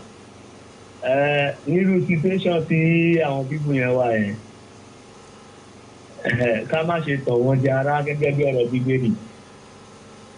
Kò sígbà tí ìyá yẹn ò ti jẹ́ kọ́mọ yẹn mọ̀ pé bàbá yẹn kọ́ ló bí i. That man should come to press on. Pé kó lọ marry against the wish of God. If it is truly tí ìyá ẹ̀ ti lọ sọ́dọ̀ àwọn ìránṣẹ́ Ọlọ́run tó dọ́dọ̀ ìránṣẹ́ Ọlọ́run tòótọ́ ló lọ tó ti lọ wádìí ọ̀rọ̀ yẹn. Ní ìgbà míì bí àwa èèyàn ṣe máa ń wo nǹkan ó máa yàtọ̀ sí bọ́lọ́run ṣe ń wò ó. Bọ̀ tó bá jẹ́ pé lóòótọ́ àti lódodo nìyá ẹ̀ ti gbé ìgbésẹ̀ tó ti lọ gẹ́gẹ́ bí abiyamọ tó ti lọ ṣe ìwádìí pé kò lọ́jọ́ ọ̀la ọmọ ṣe máa rí pẹ̀lú ọkùnrin yẹn tó dẹ̀ jẹ́ pé kò bá ìfẹ́ Ọlọ́run mu. Then tí stepfather yẹn dẹ̀ press on pé dandan kò ní kó fẹ́ the best thing tó yẹ kí ìyá ẹ̀ ṣe fún obìnrin yẹn kó lè get confused kó má parí ìyá ẹ̀ bí èèyàn burúkú. Bí èèyàn tí ò fẹ́ kan rere fún òbí lọ nígbà míì kéèkì máa ń original lójú àwọn ọmọbìnrin wa. bẹ́ẹ̀ ni sà. àwọn ìyá tó mọ̀ wọ́n ṣe ń wádìí sí àwọn nǹkan wọ̀nyí. So màá rọ ìyá yẹn pé tí stepfather yẹn bá ti fẹ́ sọ wò pé dandan pé ó ṣàkẹ́ nìyẹn dandan. The best is kí ìyá yẹn ṣe pé kó yá de pé ọmọ wa bí sẹ́yìn ṣe ọmọ 28 years to be able to stand. I mean she should be able to as an adult now adult ni so kò sí kan tó yẹ kí ni wọ́n ṣe ẹ̀tọ́ ó lè kò kí ló fẹ́ dùn fún ó ti ọlọ́run ti ní ọ̀fẹ́ ó ti kẹ́kọ̀ọ́ ó ti wà òkè so fún àkókò ìpé bá wà lùtọ́ tí ò ní jẹ́ kó ṣìnà ní ìrìn àjò ayé ẹ̀ ìṣètò búburú that mother should go ahead ó dẹ̀ explain things wọ́n mọ̀ yẹn kọ́ dẹ̀ fẹ́ tó kiri àmì kébì ọlọ́run kó ràn wá lọ́wọ́. Àmín. Thank you so very much, sir. We are so happy to hear from you. Now, Mami Salami Victoria, good evening to you, ma. Okay, more grace and wisdom, and they should invite. Okay. They should invite intelligent and God-fearing man and tell her the truth. It's better she hear from them than going outside to hear from other people. Thank you so very much, ma. Thank you so very much, ma. Ẹjọ́ mo nílò ìdáhùn sí. Ṣé mo wí pé tó bá yẹ pé teaching ni mo ṣe tó yẹ pé bí a ṣe ní èmi ni mo ń teach. Ó ṣeé ṣe kó má sí àǹfààní láti lè pè wọlé. Ṣùgbọ́n this is question and answer on marital issues. Ọmọ 28 years tí ó mọ̀ wípé bàbá tí wọ́n bí òun fún ti kú. Now, ọ̀rẹ́ bàbá ló padà fẹ́ ìyá ọmọ yìí. Ìyá ọmọ yìí ti bí àwọn ọmọ míì fún bàbá yìí. Ẹni tí ọmọ yìí wá mú wálé lóòótọ́ olówó. Tó bá fi létí ìyá mi tó jẹ́ Yorùbá. Kò sí nǹkan tó kàn wọ́n pẹ̀lú nǹkan mi wípé ó tiẹ̀ lówó yẹn kọ́mọ wọn máa lọ ni. Ṣùgbọ́n màmá ò ṣe bẹ́ẹ̀. Wọ́n jáde lọ sí ọ̀dọ̀ àwọn ìránṣẹ́ Ọlọ́run lọ́kùnrin lóbìnrin láti lè béèrè báwo ni ìrìn àjò ọmọ mi yóò ṣe rí pẹ̀lú ọkùnrin yìí. Ọlọ́run sì sọ wípé no way kò sọ́nà ńbẹ̀. Ṣùgbọ́n stepfather wá insist wípé ọkùnrin yẹn ló máa fẹ́ nítorí wípé ọkùnrin yìí máa ń fún bàbá ní owó. Nítorí pé ó máa ń fún wọn ní owó. Ẹ má gbàgbé pé Bíbélì sọ wípé ọrẹ a máa fọ́ni lójú. Yorùbá sọ wípé ìfà máa fani lápò ya. Níbi tí ọ̀rọ̀ wá dé dúró yìí, ẹjọ́ ẹ̀yin ènìyàn Ọlọ́run, kí ni kí màmá ó ṣe? Ṣé kí màmá ya tètè finú wọn ọmọ ẹ̀? Àwọn dádì wa tí wọ́n pè wọlé sọ wípé ó bẹ́tà kí wọ́n tètè sọ fún ọmọ yẹn. Kó má bàa rí ìyá ìbí èèyàn burúkú pé ìyá òun ò fẹ́ kóun fẹ́ olówó, bàbá òun nìkan ló fẹ́ràn òun. Mami Salami Victoria àwọn náà sọ wípé ó bẹ́tà kó yá tètè pé àwọn ọlọ́gbọ́n ènìyàn tí wọ́n lè bá fi òye gbé ọ̀rọ̀ yìí kalẹ̀ fún ọmọ kí ọmọ tètè mọ̀ wípé ẹni yóò kì í ṣe bàbá òun stepfather ni. I welcome you here, ma. This is a epistle from my mommy Olorunsola Blessing David. Àwọn sọ wípé let's put whether the man likes the guy because of money or not aside.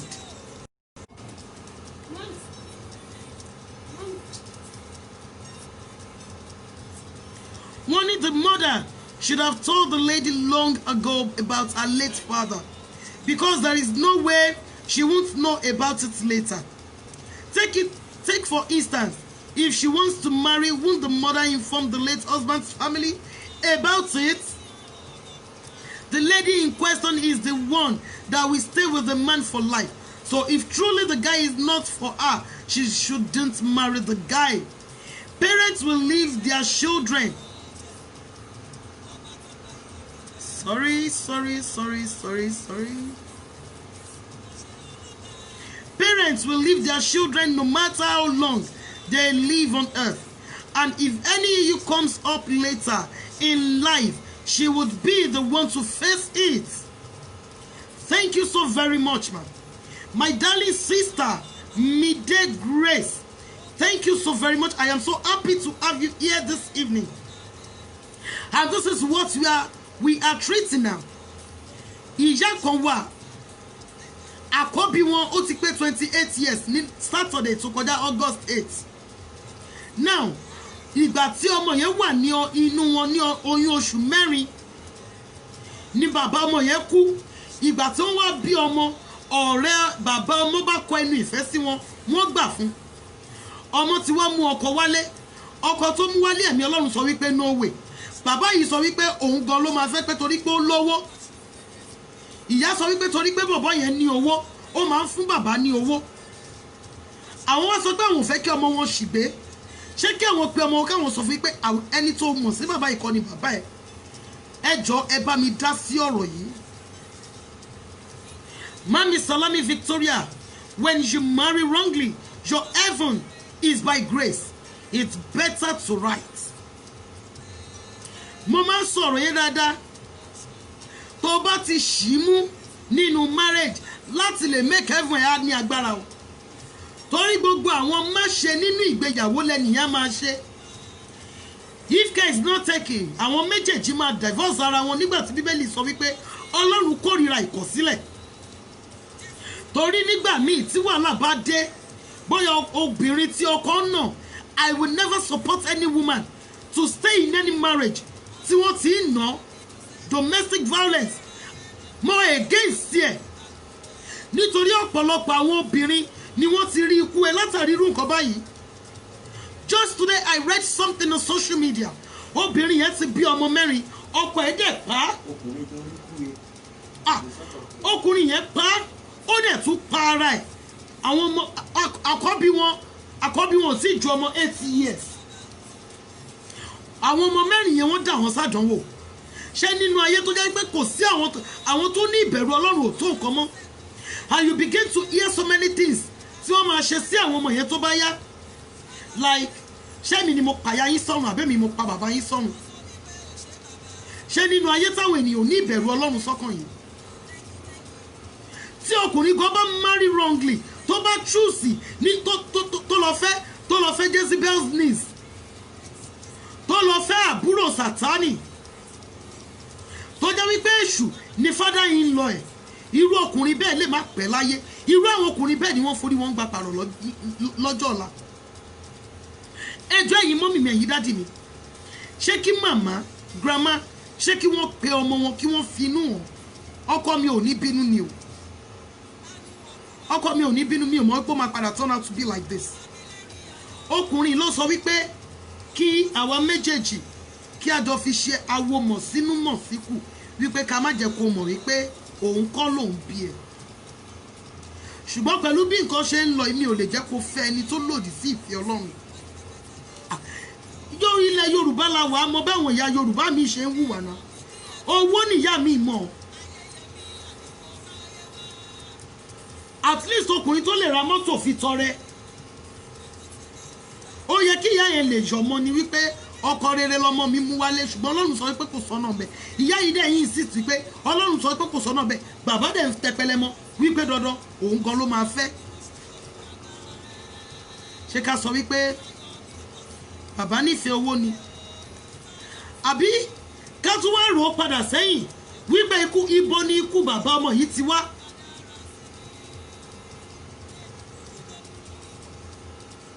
Ṣé ká rò padà sẹ́yìn wípé ibo ni ikú bàbá ọmọ yìí, ibo gan ló ti ṣẹ̀ wá? Ṣé ká sọ wípé ọ̀rẹ́ bàbá ọmọ mọ̀ nípa ikú ọmọ ni láti lè fi ìyà jẹ dáadáa? Àbí kí ni ká ti pè é sí? Ọlọ́run sọ wípé rárá. Stepfather sọ wípé bẹ́ẹ̀ ni. Títa ló yẹ kó ṣe sí Ọlọ́run ni. Mo ń retí comment èèyàn kan tàbí méjì. Nítorí níbí again, a ní question kan tó tún wà complicated. Thank God, inú program ń bí nísinsìnyí ni wọ́n ti send in question yẹn láti United States of America ni wọ́n ti send in question yẹn. Ìgbà tí mo rí question yẹn, àyà mi làgàrà. Láti last week láti ṣe questions and answer on marital issues ni question ìfiwọlé. ẹjọ́ mo ń retí comment kan tàbí méjì lẹ́yìn eléyìí. Okay, mommy mi Ọlọ́run ṣọlá blessing. Money is not everything in life. Peace of mind and happiness is essential in marriage. God bless you, ma. Akainiji àwọn obìnrin ni wọ́n ride. Station wọn ilé má tó tèmi. Tó máa wà nínú mọ́tò ọlọ́yẹ. But when you move closer to them, wàá mọ̀ wípé suffering but smiling ni wọ́n. Wàá mọ̀ wípé ní ìgbéyàwó tó wà tó ti ń wọ mọ́tò tó ti ń lu aṣọ tó ń kọ̀ dúdú tó ń gàn dẹ́dẹ́ yẹn. Tó wo ilé wọn tó sọ wípé òòṣà òkè jẹ́ kí n dàbí onílé. Wàá mọ̀ wípé ó ń ṣe wọ́n bí wípé kó lè tú ìtàn ayé ara wọn kọ. Bí pé kó lè ṣe ọwọ́ aago padà. Kí ọkọ yẹn gbabi tiẹ̀ lọ káwọn lè gbabi tiwọn lọ. Ọ̀pọ̀lọpọ̀ ló wà ní marriage lẹ́ni tó máa ń ṣe wọ́n bí pé kó rẹ́ ni jí wọn wípé wake up wake up wake up ojú àlá ló wà. Bẹ́ẹ̀ ni mo sọ fún yín. And when you see them out there, wàá máa fi ọlá wọn tọrọ. I don't do that. Ohun tí n bá fẹ́ ni máa bèrè lọ́wọ́ Ọlọ́run mi. Mi ò lè fọlá ẹnikẹ́ni tọrọ. Ó lè máa gun mọ́tò. Ṣùgbọ́n kó má ní ayọ̀ ọkàn tí mo ní.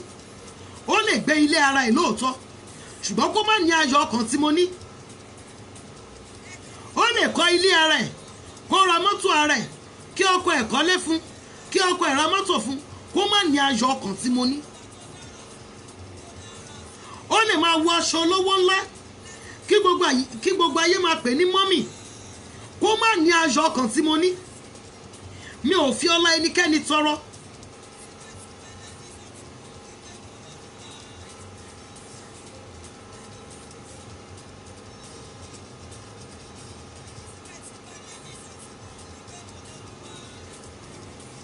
Mayugbe Alex Sunday. Good evening, sir.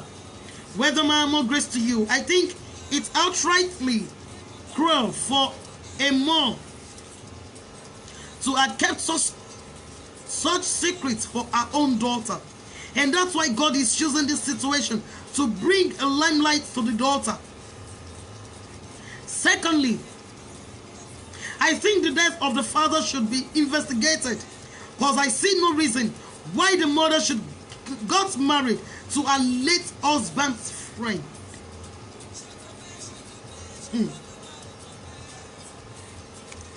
Hey, God of mercy. Mami Salami, I won't send the Ọlọ́run kan síbí. Let me read it. Proverbs chapter 3 verse 5. Fi gbogbo àyà rẹ gbẹ́kẹ̀lé Olúwa. Má sì ṣe tẹ̀ sí ìmọ̀ ara rẹ. Thank you so very much, ma. Nígbà tó ti lọ bèrè lọ́wọ́ Ọlọ́run tó Ọlọ́run sọ pé no way. Tí bàbá kan wá sọ yí pé kíní. Ayọ̀délé Àkànbí, you are welcome, sir. Thank you so very much. Ẹjọ́ bí ẹ ṣe wọlé yẹn máa bá wa invite àwọn ènìyàn wọlé. This program, as you're sharing this program, you are helping someone. You might not know. Ẹnìyẹn lè padà get back sí ẹ years after. Wípé ìwọ ni Ọlọ́run lò fún òun tó share program kan pẹ̀lú òun. Yes.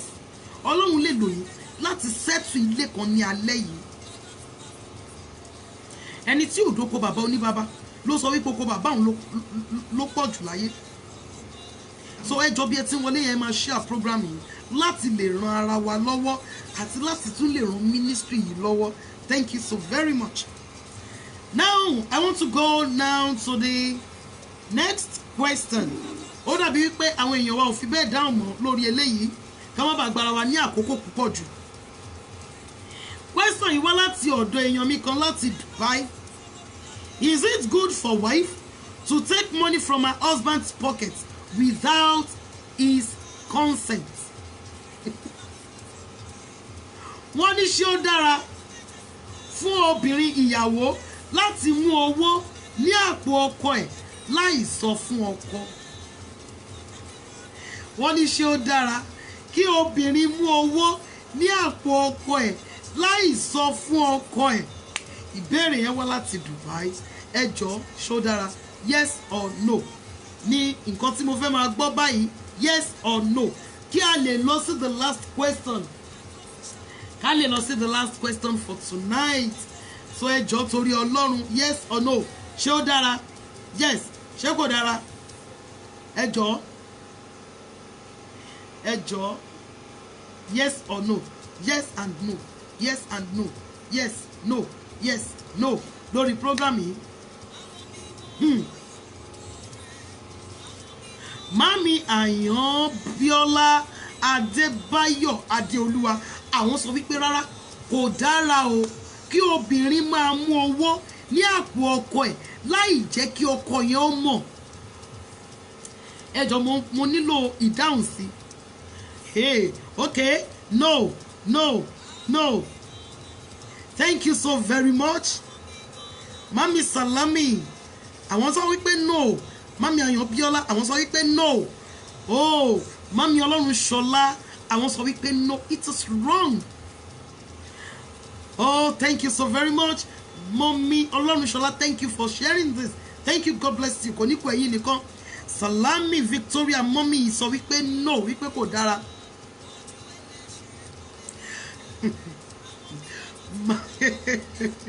Mami Ọmọwùmí Ṣówùmí àwọn sọ wípé is the okay, I think if the man is stingy, yes.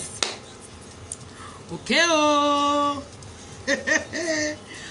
Tí ọkùnrin yẹn bá jẹ́ ẹni tó ní ahun, wọ́n ní yes.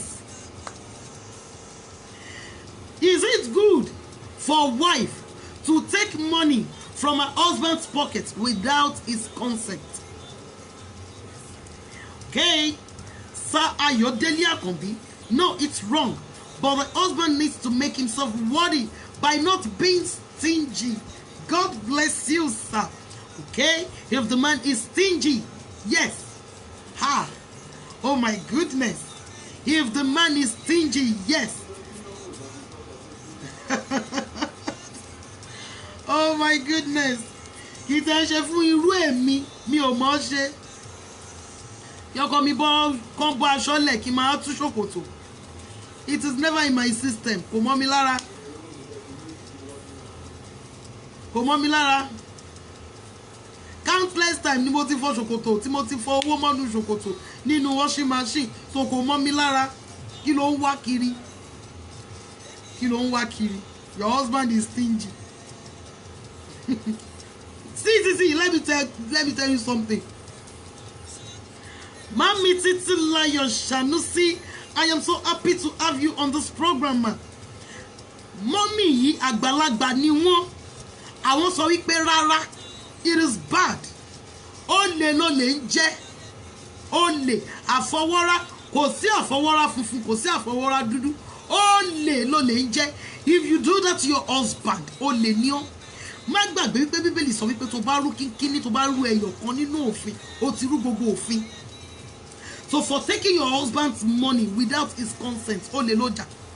Bóde ṣe jalè yẹn wọ́n ti kà ọ́ sí alágbèrè, wọ́n ti kà ọ́ sí aṣẹ́wó, wọ́n ti kà ọ́ sí olè, wọ́n ti kà ọ́ sí onírọ́, wọ́n ti kà ọ́ sí apànìyàn. Tó bá ti rú ẹyọ kan nínú òfin, ó ti rú gbogbo òfin. So if you are doing that, it is better you stop it. If your husband is stingy, pray to God that God should change him. God should change him. Ọkàn ọba títí ìjòyè ọwọ́ Ọlọ́run ló wà. Anything you want in your marriage, tell it to God. Òun ni Ọlọ́run ìgbéyàwó. Thank you so very much, man. Mommy Glorious Grace, I am so happy to have you here. Financial issues tend to cause friction in times and relationship if proper care is not taken.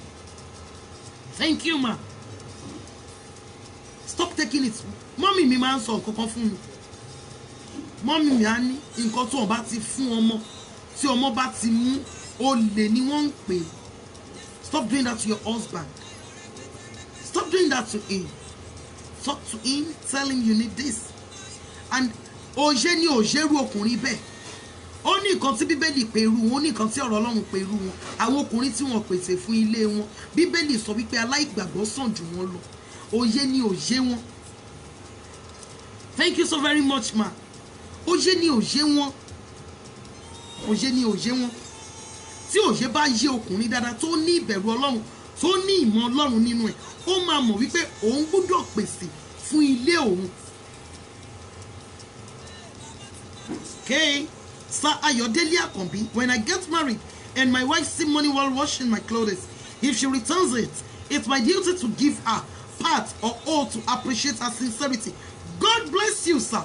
God bless you, sir. God bless you. Ojúṣe ọkùnrin ni láti tọ́jú ilé ẹ̀. Listen to me, all men that are here tonight. Kì í ṣojúṣe ìyàwó yín láti máa sanwó school àwọn ọmọ. Ẹ wo ẹ lọ mọ ojúṣe yín gẹ́gẹ́ bí ọkọ. Kẹ́ má bàa dàbí aláìgbàgbọ́. Kẹ́ má bàa dàbí ọ̀rọ̀ tí Bíbélì sọ ní Bíbélì pé aláìgbàgbọ́ sàn jù yín lọ. Kò tọ́ sí ìyàwó yín láti sanwó ilé. Kò tọ́ sí ìyàwó yín láti sanwó school ọmọ. Kò tọ́ sí ìyàwó yín láti máa ra oúnjẹ sílé. Olùrànlọ́wọ́ ni Ọlọ́run pè wá. Kì í ṣe pé kẹ́ wá sọ fún ìyàwó yín pé wá ìwọ ló máa sanwó ilé yẹn. Wá ìwọ ló máa sanwó school àwọn ọmọ yẹn. Anything that has to do with your children's education, èjìká yín ló wà. Ìyàwó yín lè ràn yín lọ́wọ́. Ṣùgbọ́n kì í ṣe wípé kẹ́ wá gbé ẹrù yẹn kẹ́ gbé lé lórí. Obìnrin tó bá mọ ojúṣe ẹ̀ gẹ́gẹ́ bí obìnrin gidi nílé, ó máa mọ̀ wípé òun gbọ́dọ̀ ran ọkọ òun lọ́wọ́.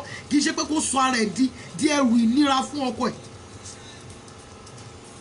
Even without the husband asking you for anything, you must know how to contribute. Ọkọ ẹ ló máa sanwó iná, sanwó omi, sanwó ilé, sanwó school, sanwó gbogbo ẹ̀. Ó ló máa rán oúnjẹ sílẹ̀. The only thing tó mọ̀ ṣe ni pé kò bọ́ sí kitchen kò sún oúnjẹ kó ṣe. No, tí o bá ti rí wípé ipa ọkùnrin yìí ohun tó ń wọlé kò tó yanjú nǹkan tó wà nílẹ̀, you must support him. But ẹ̀yin ọkùnrin ẹ gbọ́dọ̀ gbé ojúṣe yín lé ìyàwó yín lórí kí aláìgbàgbọ́ má bàa sàn jù yín lọ. So if you are doing that to your husband before, it is better you stop it. Ẹ jáwọ́ nú ẹ̀. Ó lè ló lè ń jẹ́. Ó lè ló lè ń jẹ́. 419 yín inú lélẹ̀ tí ń ṣe àpò ọkọ yín ní system yín. Ẹ jáwọ́ nú ẹ̀. Kẹ́ ẹ jáwọ́ nú ẹ̀. Wọ́n má bàa kọ orúkọ yín sí inú ìwé àwọn olè nínú ìjọba ọ̀run. Kẹ́ lè rí ọ̀run wọ̀. Ẹ jáwọ́ nú ẹ̀. Ọlọ́run yóò ràn wá lọ́wọ́. Now to the last question. This question. Ìgbà tí a bẹ̀rẹ̀ program yìí ni wọ́n send the question ìwọlé láti US. 2 of my kids' DNA tests were negative. As a Christian brother, what can I do in this kind of situation?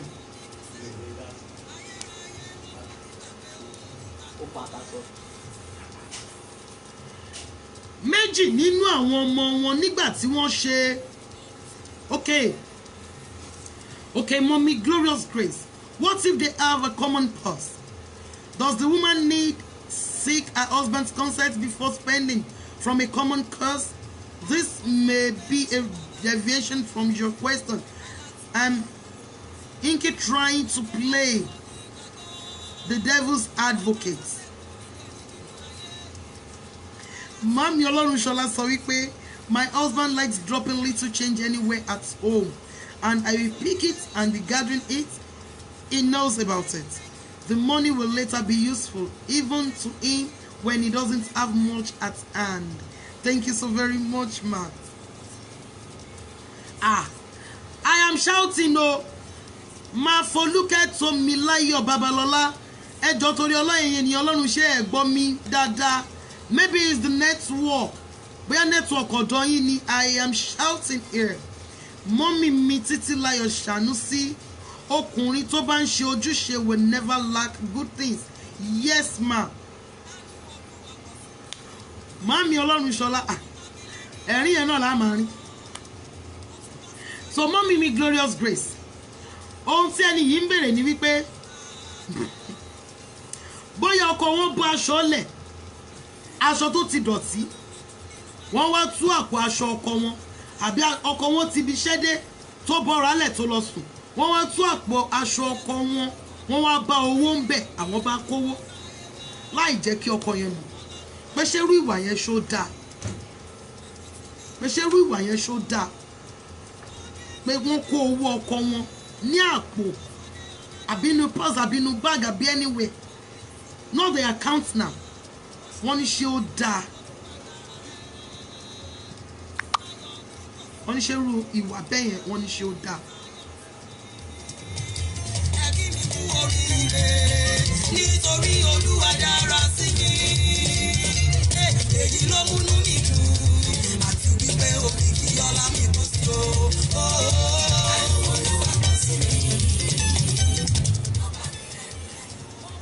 Okay, Mami Foluka Tomilayo Babalola, whether with or without common cause, there should be mutual consent period to spending, even for a little as buying a cup of coffee. Okay, thank you so very much, ma. Thank you so very much, ma. Now the last question. Daddy, you lost your test. Wọ́n lọ ṣe DNA test àwọn ọmọ wọn. Wọ́n wá discover wípé méjì nínú àwọn ọmọ yẹn kì í ṣe tiwọn. Christian dẹ̀ ni wọ́n. Wọ́n wá ní pé gẹ́gẹ́ bí Christian brother kí ni kí àwọn ṣe.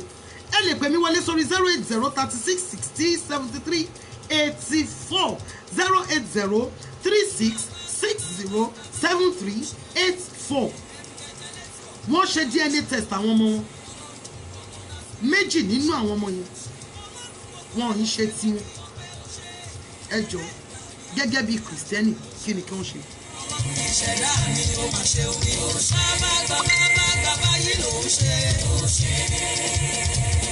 Ìwọ ló bá mi ṣe.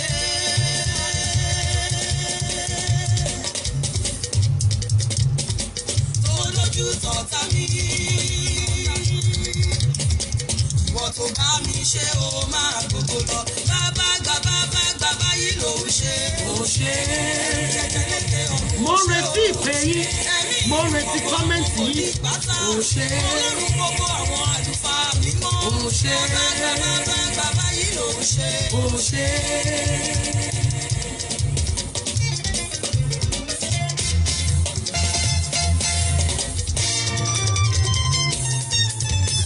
Àfìgbà tọ́rọ̀ mi já sọpẹ́, ó tún wá já sí ijó. Ẹ bá mi yọ̀, ẹ bá mi dúpẹ́, ẹgbẹ́ olóríire.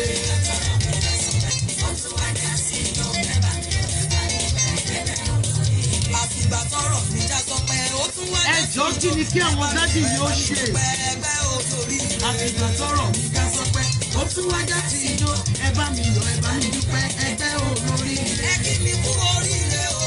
Ọ̀rọ̀ mi ti já sọpẹ́, mo ṣoríire ẹgbẹ́ alábíàmọ́. Ẹ bá mi dúpẹ́ lọ́wọ́ Olúwa tó dára sí mi. Ó dára sí mi, ó tún ayé mi ṣe. Lẹ́gùn mi ti yàtọ̀, ẹ bá mi gbọ́ Olúwa ga. Family matters. It is matters. Ọmọ àlè ni kí ló ń dúró ṣe nínú láàrin àwọn ọmọ gidi. That woman should take such children to his or her father. Kò gba wàhálà lọ́pọ̀ lárúwó lọ́nà. Being a Christian brother shouldn't turn you to stupid man. Are you getting my point? Yes, sir. I'm with you, sir. If you want to adopt, what is the motherless baby you might adopt now? It shouldn't be the one that your woman is obìnrin tó fẹ́ ní ṣùlọ́kà tó lọ gbé wá láti ibi mí fún ẹ. See, if that man is not scared, careful enough, that woman will kill him. The woman will kill him. How on earth lóbìnrin ṣe máa wà tó lọ gbé obìnrin yẹn dẹ̀ mọ̀ fún nǹkan ló lọ mọ́ láti onset. So definitely irú obìnrin bẹ́ẹ̀ gan ó tọ́ kéèyàn tó yẹ kéèyàn ṣe kíni kéèyàn dáwò fún torí bíbélì fọwọ́ sí obìnrin alágbèrè ní bíbélì fọwọ́ sí pé kéèyàn dáwò fún because àgbèrè ló sọ nínú marriage tó lọ ṣàgbèrè pẹ̀lú ọkùnrin míì tó tún ní ìtìkó tún bímọ fọkùnrin míì ta. So I don't know pé ó yẹ sọ̀rọ̀ ìgbà wàhálà lọ àbí kó gbà wá ní àkókò lọ títí. That man should go ahead kó divorce obìnrin yẹn. Obìnrin kẹrí the word Christianity kò ní kékeré ọmọ àmọ̀ nǹkan tó dáa o. Gbogbo nǹkan gbogbo Christianity ta fẹ́ practice gbogbo ẹ̀ wà ní bíbélì. Bíbélì dẹ̀ fọwọ́ sí pé nítorí àgbèrè nìkan Jésù ló tẹ̀ tó fọwọ́ sí. Torí àgbèrè nìkan ṣoṣo lèèyàn ṣe lè divorce ìyàwó ẹ̀. So tó bá lè jẹ́ àwọn ìwà tó kù lójú pé àjẹ́ ni ẹ̀kíní kan bíbélì fọwọ́ sí bọ̀ torí àgbèrè tó ṣe ní dájẹ́ obìnrin yẹn ṣàgbèrè ní ìnáwó so ọkùnrin yẹn kó divorce obìnrin yẹn kó dẹ̀ sọ fún kókó àwọn ọmọ lọ́fọ́ lọ́mọ àsìkò àgbà kó dẹ̀ gba àwọn ọmọ tiẹ̀ kó dẹ̀ tọ́jú wọn kọ́lọ̀ kó ràn wọ́n lọ́wọ́. Àmì sà. Thank you so very much, sir.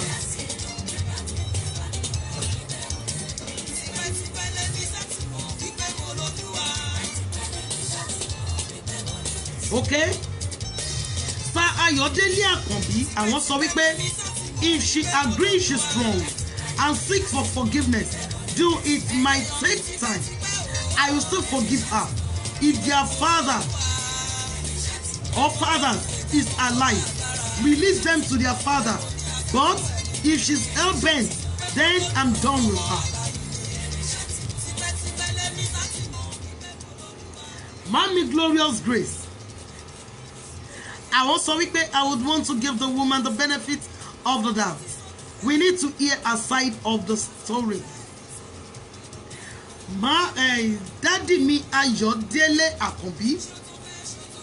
Àwọn sọ wípé tí obìnrin yẹn bá jẹ́wọ́ tó dé bẹ̀bẹ̀ wọ́n ló tiẹ̀ lè gba àkókò ni àwọn adáríjì.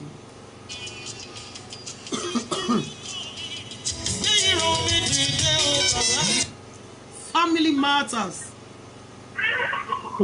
Ma. Yes, ma. Ṣé bí ọ̀rọ̀ yẹn? Yes, ma. Nǹkan tó ń ṣẹlẹ̀ ní ibi tí mo wà yìí lọ́wọ́lọ́wọ́ ní ìsinyìí yẹn. Àkọ́bí òun ló ṣe tẹ̀sí ẹ̀. Wọ́n wá rí pọ̀pọ̀ kan lónìí. But ojú ọ̀nà àwọn méjèèjì wọn kọ bóyá òun náà lẹ́lòmíì tó fẹ́ òun gangan fún ara ẹ̀ kò mọ́ kò sí lórí kó tó fẹ́ ọkọ ẹ̀. But àmọ́ nǹkan tẹ̀lé kan sọ ní pé ìgbà tí kò fi mọ̀ láti ilẹ̀ ìgbà tó ṣe bí ènìyàn ló ṣe mọ̀ ọkọ ẹ̀ máa dárí jù because kó padà ṣàgbèrè. Ó ti jẹ́ pé ìyàwó ọmọ ẹ̀ náà ọmọ méjì ìyẹn ó fi kúrò nínú pé kó mọ̀ àgbèrè yẹn continue but tó bá wá jẹ́ pé nǹkan tó ti jáwọ́ tí wọn ò ṣe mọ́ wọ́n sì lè dáríjì ìyàwó wọn wọ́n lè dáríjì wọn àti pé tó bá jẹ́ pé nǹkan tó jẹ́ pé wọ́n tún béèrè lọ́wọ́ ìyàwó wọn dáadáa ní pé ṣé ti ní yìí o ṣé tí àwọn wọn tẹ̀jẹ̀ wọn pa lóòótọ́ ni mo ṣe o wọ́n á tẹ̀jọ́ ṣẹ̀ṣẹ̀ láàrin ara wọn bọ̀ tí àwọn bá tí ń fi fóun ò ṣe because gbogbo nǹkan tó wà ní ayé yìí náà kó ṣe gbogbo ẹ̀ lọ́nà fi fún ọmọ òyìnbó yìí náà tàn kò sí nǹkan tó lè ṣe o àìmọye ní bá ti sọ fún pọ́ọ̀tù yọlé ọmọ ẹ pé kò lè bímọ mọ́ tọ́nà tó padà sí sí ara ọlọ́run lè gba ọmọ èmi lọ́wọ́ tẹ́sì yìí kó dààmú mọ́ wa lójú náà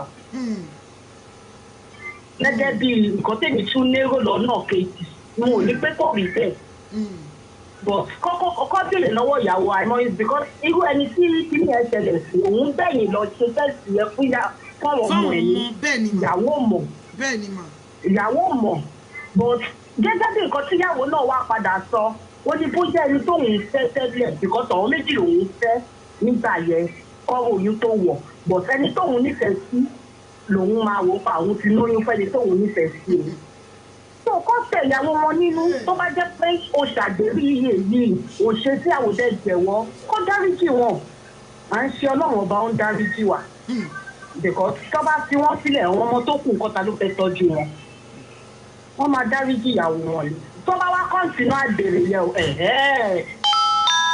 gẹ́gẹ́ bí àwọn tó mọ báíbù jù wá lọ ṣe sọ pé ó wà ní báíbù pé yàwó tó bá ṣe àgbèrè wọ́n lè kọ́ lẹ̀ kọ́ bẹ́ẹ̀ kọ́ wọ́n lẹ̀ tí wọ́n bá nífẹ̀ẹ́ ìyàwó wọn mọ́ àmọ̀ràn mi nìyẹn mà. Thank you so very much ma mo dúpẹ́ gan ni ma mo dúpẹ́ ma. Yes ma. Mommy Glorious Grace. Money, I hope you remember the story of a Zambian nurse who wound up to swapping about 5,000 babies. Àwọn òjíṣẹ́ èṣù. Okay, wo rú àwọn family tírú ẹnìyẹn ti máa dàrú. Wọ́n wá tún ní if it is as a result of adultery. Then it is up to the man to decide if he wants to remain in the marriage. What of the woman? What of the woman is sober and apologetic? Mami Olorunsola sọ wípé, it's easier said than done. Even if the wife is forgiven, the man might hate those children. Now he is a Christian man, a Christian brother. Wọ́n ní gẹ́gẹ́ bí Kristẹni kí ni káwọn ṣe?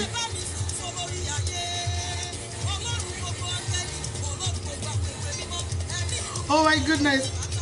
There was an expert opinion that majority of firstborn in Nigeria is affected.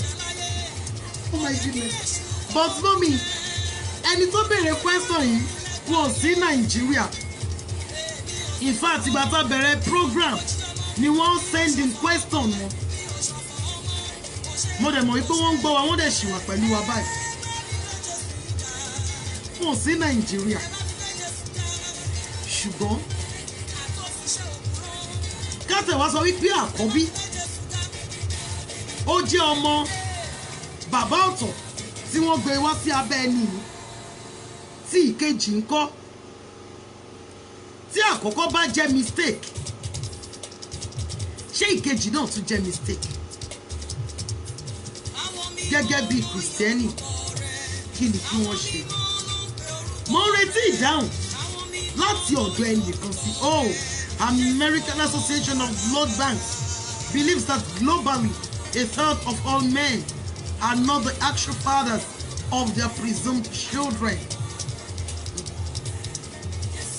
Ìyẹn tún lágbára díẹ̀ o. Ìyẹn tún ní agbára díẹ̀ o. Okay. Sir Ayodele Akanbi, paternal fraud is at its peak in our society, and Nigeria has the highest. And that is sad. Kò yẹ kó rí bẹ́ẹ̀. Kò yẹ kó rí bẹ́ẹ̀. And eléyìí náà dẹ̀ tún ṣẹlẹ̀. Púpọ̀ inú ẹ̀ látàrí premarital sex. Tó bá jẹ́ pé wọ́n ti pa ara wọn mọ́, tí ẹni tó gbé wọn sílé irú nǹkan báyìí ò ní ṣẹlẹ̀. Tí àkọ́kọ́ bá jẹ́ mistake, kí ni wọ́n ti fẹ́ pè ìkejì? Ó yẹ kí àwa obìnrin, ó yẹ ká ṣọ́ra wa gidi. Then àwa òbí, ẹ jẹ́ ká kọ́ àwọn ọmọ wa ní ẹ̀kọ́ ilé àti ẹ̀kọ́ ọ̀rọ̀ Ọlọ́run. Ọ̀pọ̀lọpọ̀ àwọn ọmọ wọn ò ní ẹ̀kọ́ ọ̀rọ̀ Ọlọ́run, ẹ̀kọ́ kan tí wọ́n ní ẹ̀kọ́ ti ìwé kíkà, wọ́n ní ẹ̀kọ́ ilé. Ọ̀pọ̀lọpọ̀ àwọn ọmọ ìsìn ni wọ́n ní ẹ̀kọ́ ilé, ni wọ́n ní ẹ̀kọ́ ọ̀rọ̀ Ọlọ́run. Ẹ jẹ́ ká kọ́ àwọn ọmọ wa.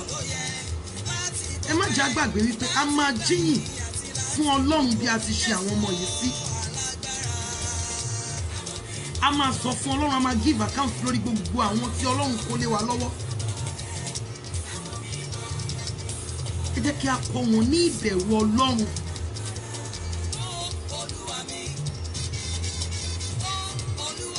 Màámi Àyànbíọ́lá,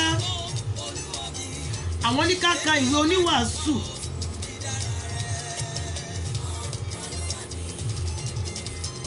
Twelve, 14.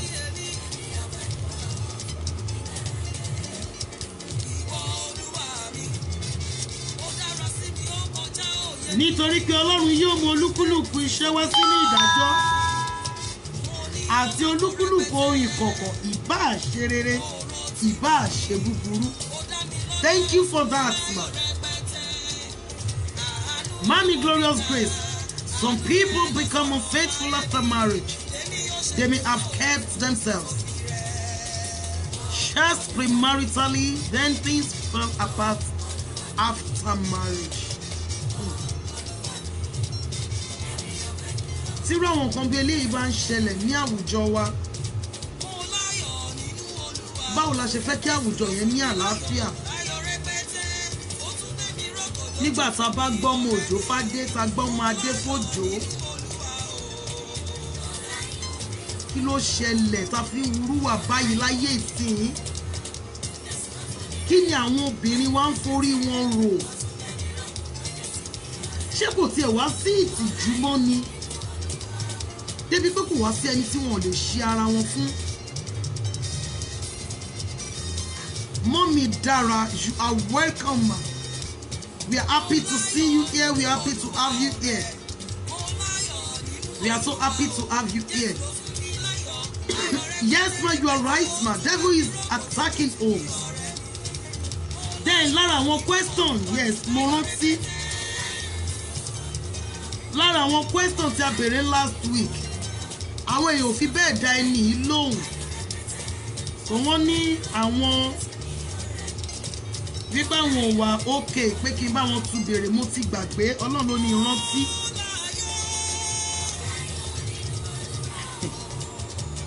I am sending my question from Lagos, ma.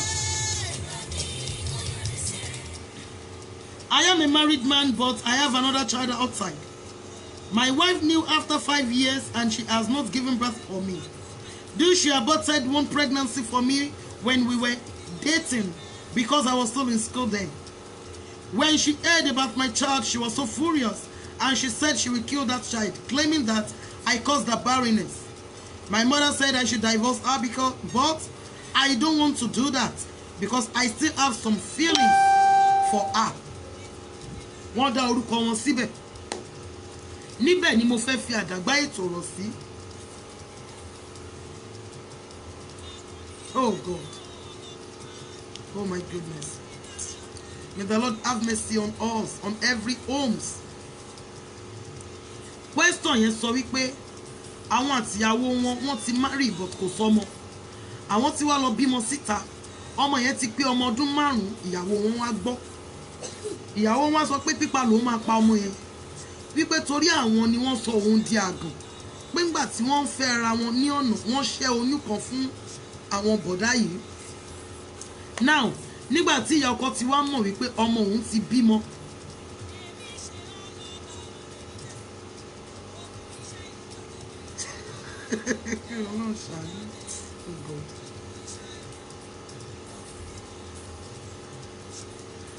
Ìyá ọkọ wá sọ wípé kí wọ́n lé obìnrin yìí jáde.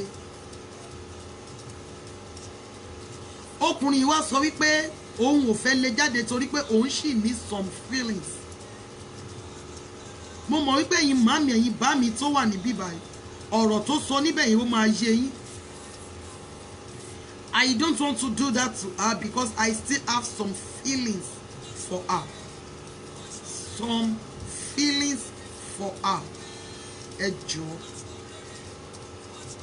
Àwọn náà ni wọ́n dẹ̀ tún send the message. Kí ni káwọn ṣe?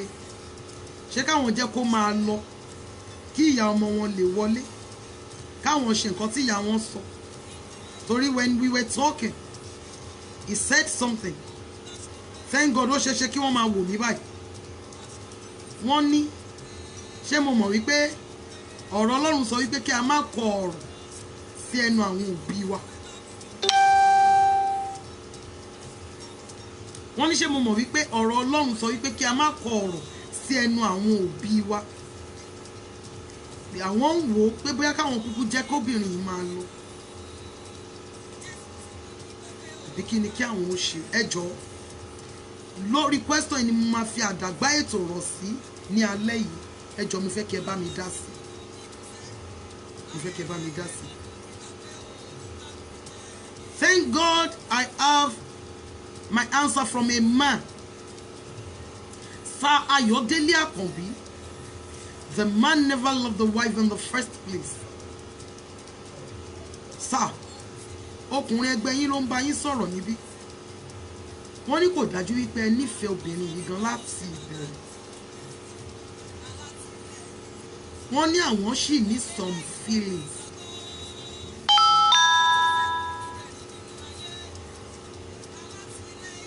Thank you so very much, ma. Mommy Glorious Grace. Àwọn wá ń gbé ara wọn lẹ́sẹ̀. Thank God wọ́n ń wò mí báyìí. Wọ́n ń wò mí. àwọn fi ọ̀rọ̀ Ọlọ́run yìí gbé ara wọn lẹ́sẹ̀ wípé Bíbélì sọ wípé kí a má kọ ọ̀rọ̀ sí àwọn òbí wa lẹ́nu, ṣùgbọ́n àwọn ò sọ fún mi wípé Bíbélì sọ wípé fún ìdí èyí ni ọkùnrin yóò ṣe fi bàbá àti ìyá rẹ̀ sílẹ̀ tí yóò darapọ̀ mọ́ ìyàwó rẹ̀, àwọn méjèèjì á sì di ìkan ṣoṣo. Nítorí pé wọ́n ti bímọ síta, ìyàwó tilé ò tí ì bímọ. Ìyàwó tilé náà wá ń sọ wípé àwọn ni wọ́n sọ òun di àgùn, wípé pípa lòun máa pa ọmọ yẹn. Ìyá ọkọ wá ní pé kí wọ́n lé jáde.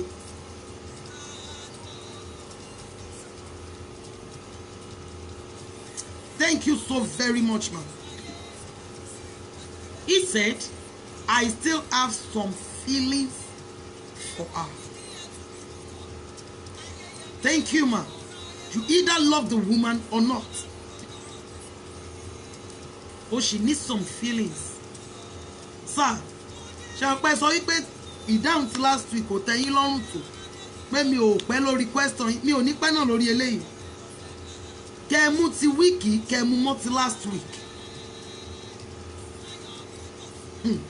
How sure is it that the child he had out of wedlock is his biological child? Has it confirmed the paternity? God bless you so much, man. God bless you real good, man. Sir, ṣé pé mi ò tí ì throw question yín? Tí èmi àtẹ̀yìn ti sọ̀rọ̀. Ṣé pé mo sọ fún yín wípé kí ni ẹ̀rí ìdánilójú, kí ló dá yín lójú gan wípé ẹ̀yin lẹ ní ọmọ yẹn? Kí ló fi dá yín lójú wípé kì í ṣe ẹ̀yin lẹ ní problem? Ẹni wípé ọmọ yẹn jọ yín, pé kò sẹ́ni tó máa rí ọmọ yẹn tí ò ní mọ̀ wípé ọmọ yín ni. Thank God ẹ ti sọ pé ìdáhùn ti last week kò tẹ́ yín lọ́rùn, ẹ ti ń rí àwọn ìdáhùn ìmíì ní alẹ́ yìí láti ọ̀dọ̀ Sayọ̀délé Àkànbí. Does he have feelings or some feelings? That adjective means the love isn't there. God bless you, sir. Mami Titilayo Sanusi, he should not send the woman away. If he does, he will regret his life. The woman may still have children for him. Thank you, ma. Yes. I told him that. Mo ní ní ọ̀pọ̀lọpọ̀ ìgbà, pàápàá jùlọ láàrin àwa Yorùbá, mi ò mọ ti tribe mi. Tí ọkọ àti ìyàwó ò bá tètè ṣàbíyamọ, mo ní wọ́n máa fi gbogbo ẹ̀bí, wọ́n máa di gbogbo ẹ̀bí ru ìyàwó, wọ́n máa di gbogbo ẹ̀bí ru obìnrin. Obìnrin ti ráyé wá. Mo ní ṣó túmọ̀ sí wípé kò sí nǹkan tó máa ń ṣẹlẹ̀ lára àwọn ọkùnrin tó lè fà kí obìnrin má lóyún fún wọn. Tí obìnrin bá bí kìkì obìnrin ni wọ́n máa di ẹ̀bí rù. Bẹ́ẹ̀ nǹkan tí ọkọ fún ló bí jáde. I told him, thank God àwọn fúnra wọn ń rí comment ẹ̀yin ènìyàn Ọlọ́run yìí. Mami Glorious Grace, mi rò pé bí mo bá yín sọ ọ̀rọ̀ question bí eléyìí. And I am having my daddy here, Ayọ̀délé Àkànbí. I am having him for the first time on this program. Women always bear fault of infertility. Thank you, sir. Tí ó dẹ̀ yẹ kó rí bẹ́ẹ̀, Mami Mercy Leonard, I am happy to have you here. Good evening, ma. Good evening, ma. Everything is woman. Àfi bí pé obìnrin náà lẹ́jẹ̀ lọ́rùn. All this mother-in-law, father-in-law, the in-laws, they should just stop maltreating their daughter-in-law. They should stop it. Ìyàwó nílé yín, ọmọ ni nílé wọn. Tí obìnrin yóò bá bímọ, ǹjẹ́ àwọn méjèèjì ti jọ lọ fún àyẹ̀wò láti lè mọ ẹni gan tó ní fault? Mami Mercy Leonard, amen, ma. Thank you. Thank you so very much. I am so grateful, ma.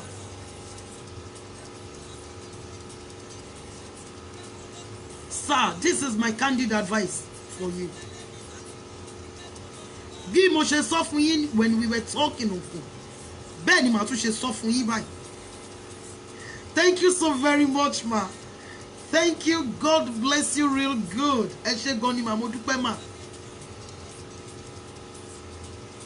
Bí mo ṣe sọ fún yín náà ni màá tún ṣe sọ fún yín báyìí. Ẹ má lé obìnrin yẹn jáde o.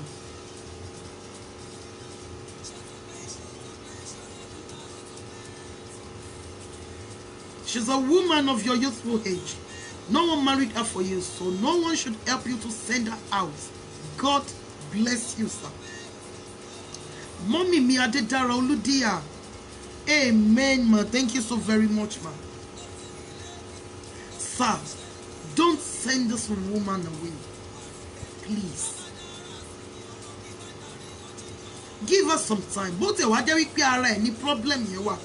Ọlọ́run lè ṣe é. Ẹ má dìkú ìbànújẹ́ tẹ́ ti fún already. Ẹ má gbàgbé ẹ̀yin lẹ́ni kó lọ ṣẹ́ oyún. Àárín yẹn yé yín o. Àárín nǹkan tí mo sọ yẹn ṣe mọ̀ pé ó yé yín. Ẹ̀yin lẹ́ni kó lọ ṣẹ́ oyún now ó ti wá délẹ̀. Ẹ̀yin lọ báyẹn lọ bímọ kí ló fún yín l'assurance pé ẹ̀yin gan lẹ lọ mọ̀.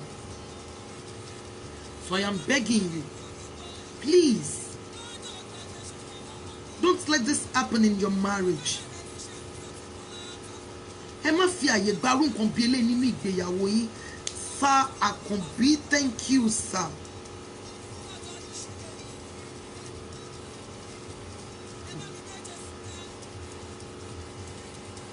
Thank you so very much, Mommy Ọlọ́run Ṣọlá. Thank you, ma. Sir, ó ṣeé ṣe kí ọmọ tó ń gbé fún yín ṣe mọ̀ wípé ẹni tó bímọ fún yín mọ̀ wípé ẹ ń wà lójú méjèèjì. Ó dẹ̀ mọ irú nǹkan tó wà lọ́wọ́ yín. Ó lè fẹ́ wá ra ilẹ̀ fọmọ ẹ̀ lọ́dọ̀ yín. Ó lè fẹ́ wá ra ogún fọmọ ẹ̀ lọ́dọ̀ yín. Ẹ fọgbọ́n Ọlọ́run sí. Ẹ má lé obìnrin yìí jáde. Ọlọ́run máa ṣe.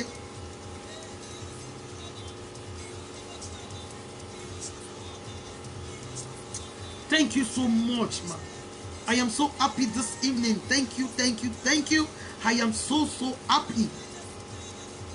So please, please, please, and please, don't send this woman away. Mommy yín tí wọ́n ní kẹ́ lọ lé ìyàwó yín jáde yẹn. Ṣé wọ́n fẹ́ kó wọlé yín ni? Yorùbá sọ wípé abánidá kì í bá ni débẹ̀. Tó bá jẹ́ ọmọ wọn ní obìnrin tí ẹ gbé sílé tí ò bímọ yìí, ṣé wọ́n ní kí ọkọ ẹ̀ lé jáde? Ọ̀nkú, ẹ̀yin lẹ rí obìnrin yìí tẹ́ ẹ fẹ́, tẹ́ ẹ gbé wálé, ẹ jọ̀ọ́ ẹ ṣe sùúrù fún. Ọlọ́run yóò ṣe é. Òun náà máa finú ṣoyún, máa fẹ̀yìn gbọ́mọ kù. Àkàìmọye àwọn èèyàn tí wọ́n ti sọ fún wípé wọn ò ní wùn, tọ́lọ́run dẹ̀ ṣí wọn nínú tán padà bímọ. Ẹ fún ní time, ó máa bímọ.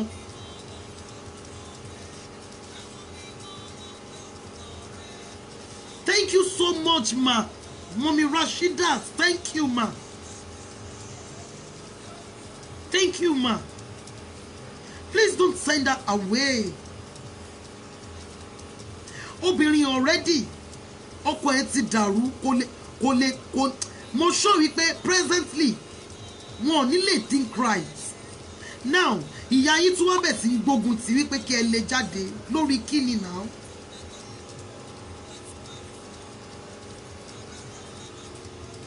Lórí kíni? Ẹ jọ̀ọ́, mo fi orúkọ Ọlọ́run bẹ̀ yín. Ẹ má lé obìnrin yẹn jáde. Bí ẹ̀gún ṣe ń bẹ̀rẹ̀ kì í jù yẹn lọ. Tó bá jáde tó bá fi ẹ̀gún lẹ́ẹ̀kọ́ wípé gbogbo àwọn obìnrin tó máa padà wọ bí lẹ́yìn tó wọn ò ní finú ṣoyún, bẹ́ẹ̀ ni wọn ò ní fẹ́yìn gbọ́n. Ẹ má ra ẹ̀gún wá sí orí ara yín. Ẹ fún ní time. Thank you so very much, ma. I am so grateful. Mo dúpẹ́ lọ́wọ́ gbogbo ẹ̀yin mọ́mì mi, lọ́wọ́ gbogbo ẹ̀yin dádì mi tẹ́ darapọ̀ mọ́ program alẹ́ yìí, ẹ̀yin tẹ́ comment, ẹ̀yin tẹ́ pè wọlé. Thank you for loving me this much. Thank you for supporting my vision.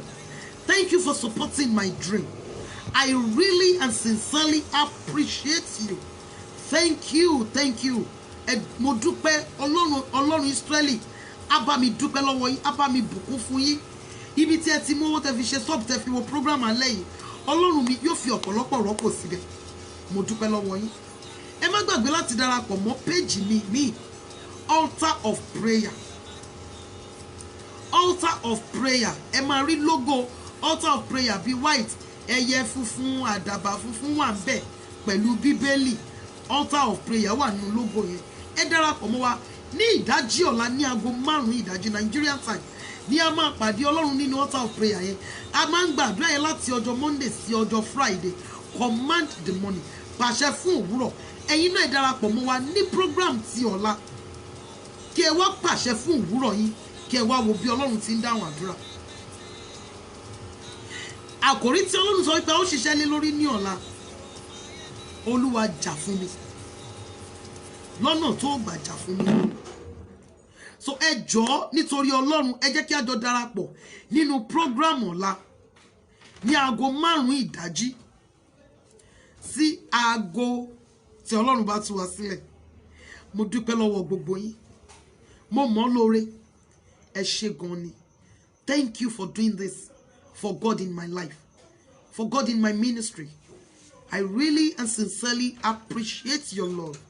Thank you. God bless you. Ní orúkọ Olúwa, ilé wa ò ní dàrú. Ilé wa yóò wà fún àmì àti fún ìyanu. Ní ọjọ́ Saturday ní aago 7 alẹ́ nínú page tí ẹ ti ń wò mí yìí ní a máa ṣe Family Matters for the Singles, níbi tí a ti máa ṣiṣẹ́ lórí relationship, pàápàá jùlọ àwọn tí wọ́n múra láti wọ ilé ọkọ àti láti gbé ìyàwó sílé. Mommy Olorunsola, thank you so very much. I really appreciate you. Thank you. Mo fi yín lé ìfẹ́ Ọlọ́run lọ́wọ́. Àtẹ̀mí àtẹ̀yìn a ò ní farapa ní orúkọ Olúwa. Láyọ̀ àti àlàáfíà la máa padà pàdé. Èmi ọmọ yín rèé, Yẹmí Adéọlá. And before I go, please, I want to say this quickly. Ẹ jọ̀ọ́ torí Ọlọ́run, kì í ṣe ìgbéraga. Mi ò mean láti ridicule anybody.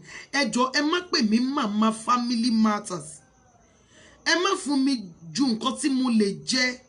Ẹ jọ̀ọ́ ẹ má pè mí màmá Family Matters. I remain your daughter. I remain your friend and sister, Yẹmí Adéọlá. Nígbà tí ẹ bá ń pè mí ní màmá Family Matters, ta wá ní bàbá. Ṣé fẹ́ sọ mí di ìyàwó Ọlọ́run ni? Ọlọ́run ló ní ètò yìí, èmi kọ́. So ẹ jọ̀ọ́ torí Ọlọ́run, mi ò ń ṣe màmá Family Matters. I remain your daughter, your friend and your sister, Yẹmí Adéọlá. A ò ní fi ayé yìí bà wọ́n ọ̀rọ̀ àlàáfíà ní fún wa ní orúkọ Jésù. Nítorí ọ̀fẹ́ Ọlọ́run, we are meeting again ní Saturday nínú page yìí ní 7 p.m. 7 p.m. ní Saturday ní orí page yìí nípa orí ọ̀fẹ́ Ọlọ́run ni a máa pàdé fún teaching. Yes, that is for singles. Tomorrow evening for Bible study nínú altar of prayer ní 5 p.m. Thank you so very much, my mommy, Mr. Leonard. Thank you so very much, ma. So ní ọ̀la ní aago 5 sí aago 6 ní Bible study, but tomorrow morning 5 a.m. tomorrow morning ní a máa ṣe command the morning nínú altar of prayer. You can join us there. Ní ọjọ́ Saturday 7 p.m. 7 p.m. 7 p.m. ní program máa bẹ̀rẹ̀ nínú ibi tí ẹ ti ń wò mí. I am so happy to have you wonderful people around me. Thank you for believing in my vision. Thank you for believing in my dream. I really appreciate your love. Thank you. God bless you.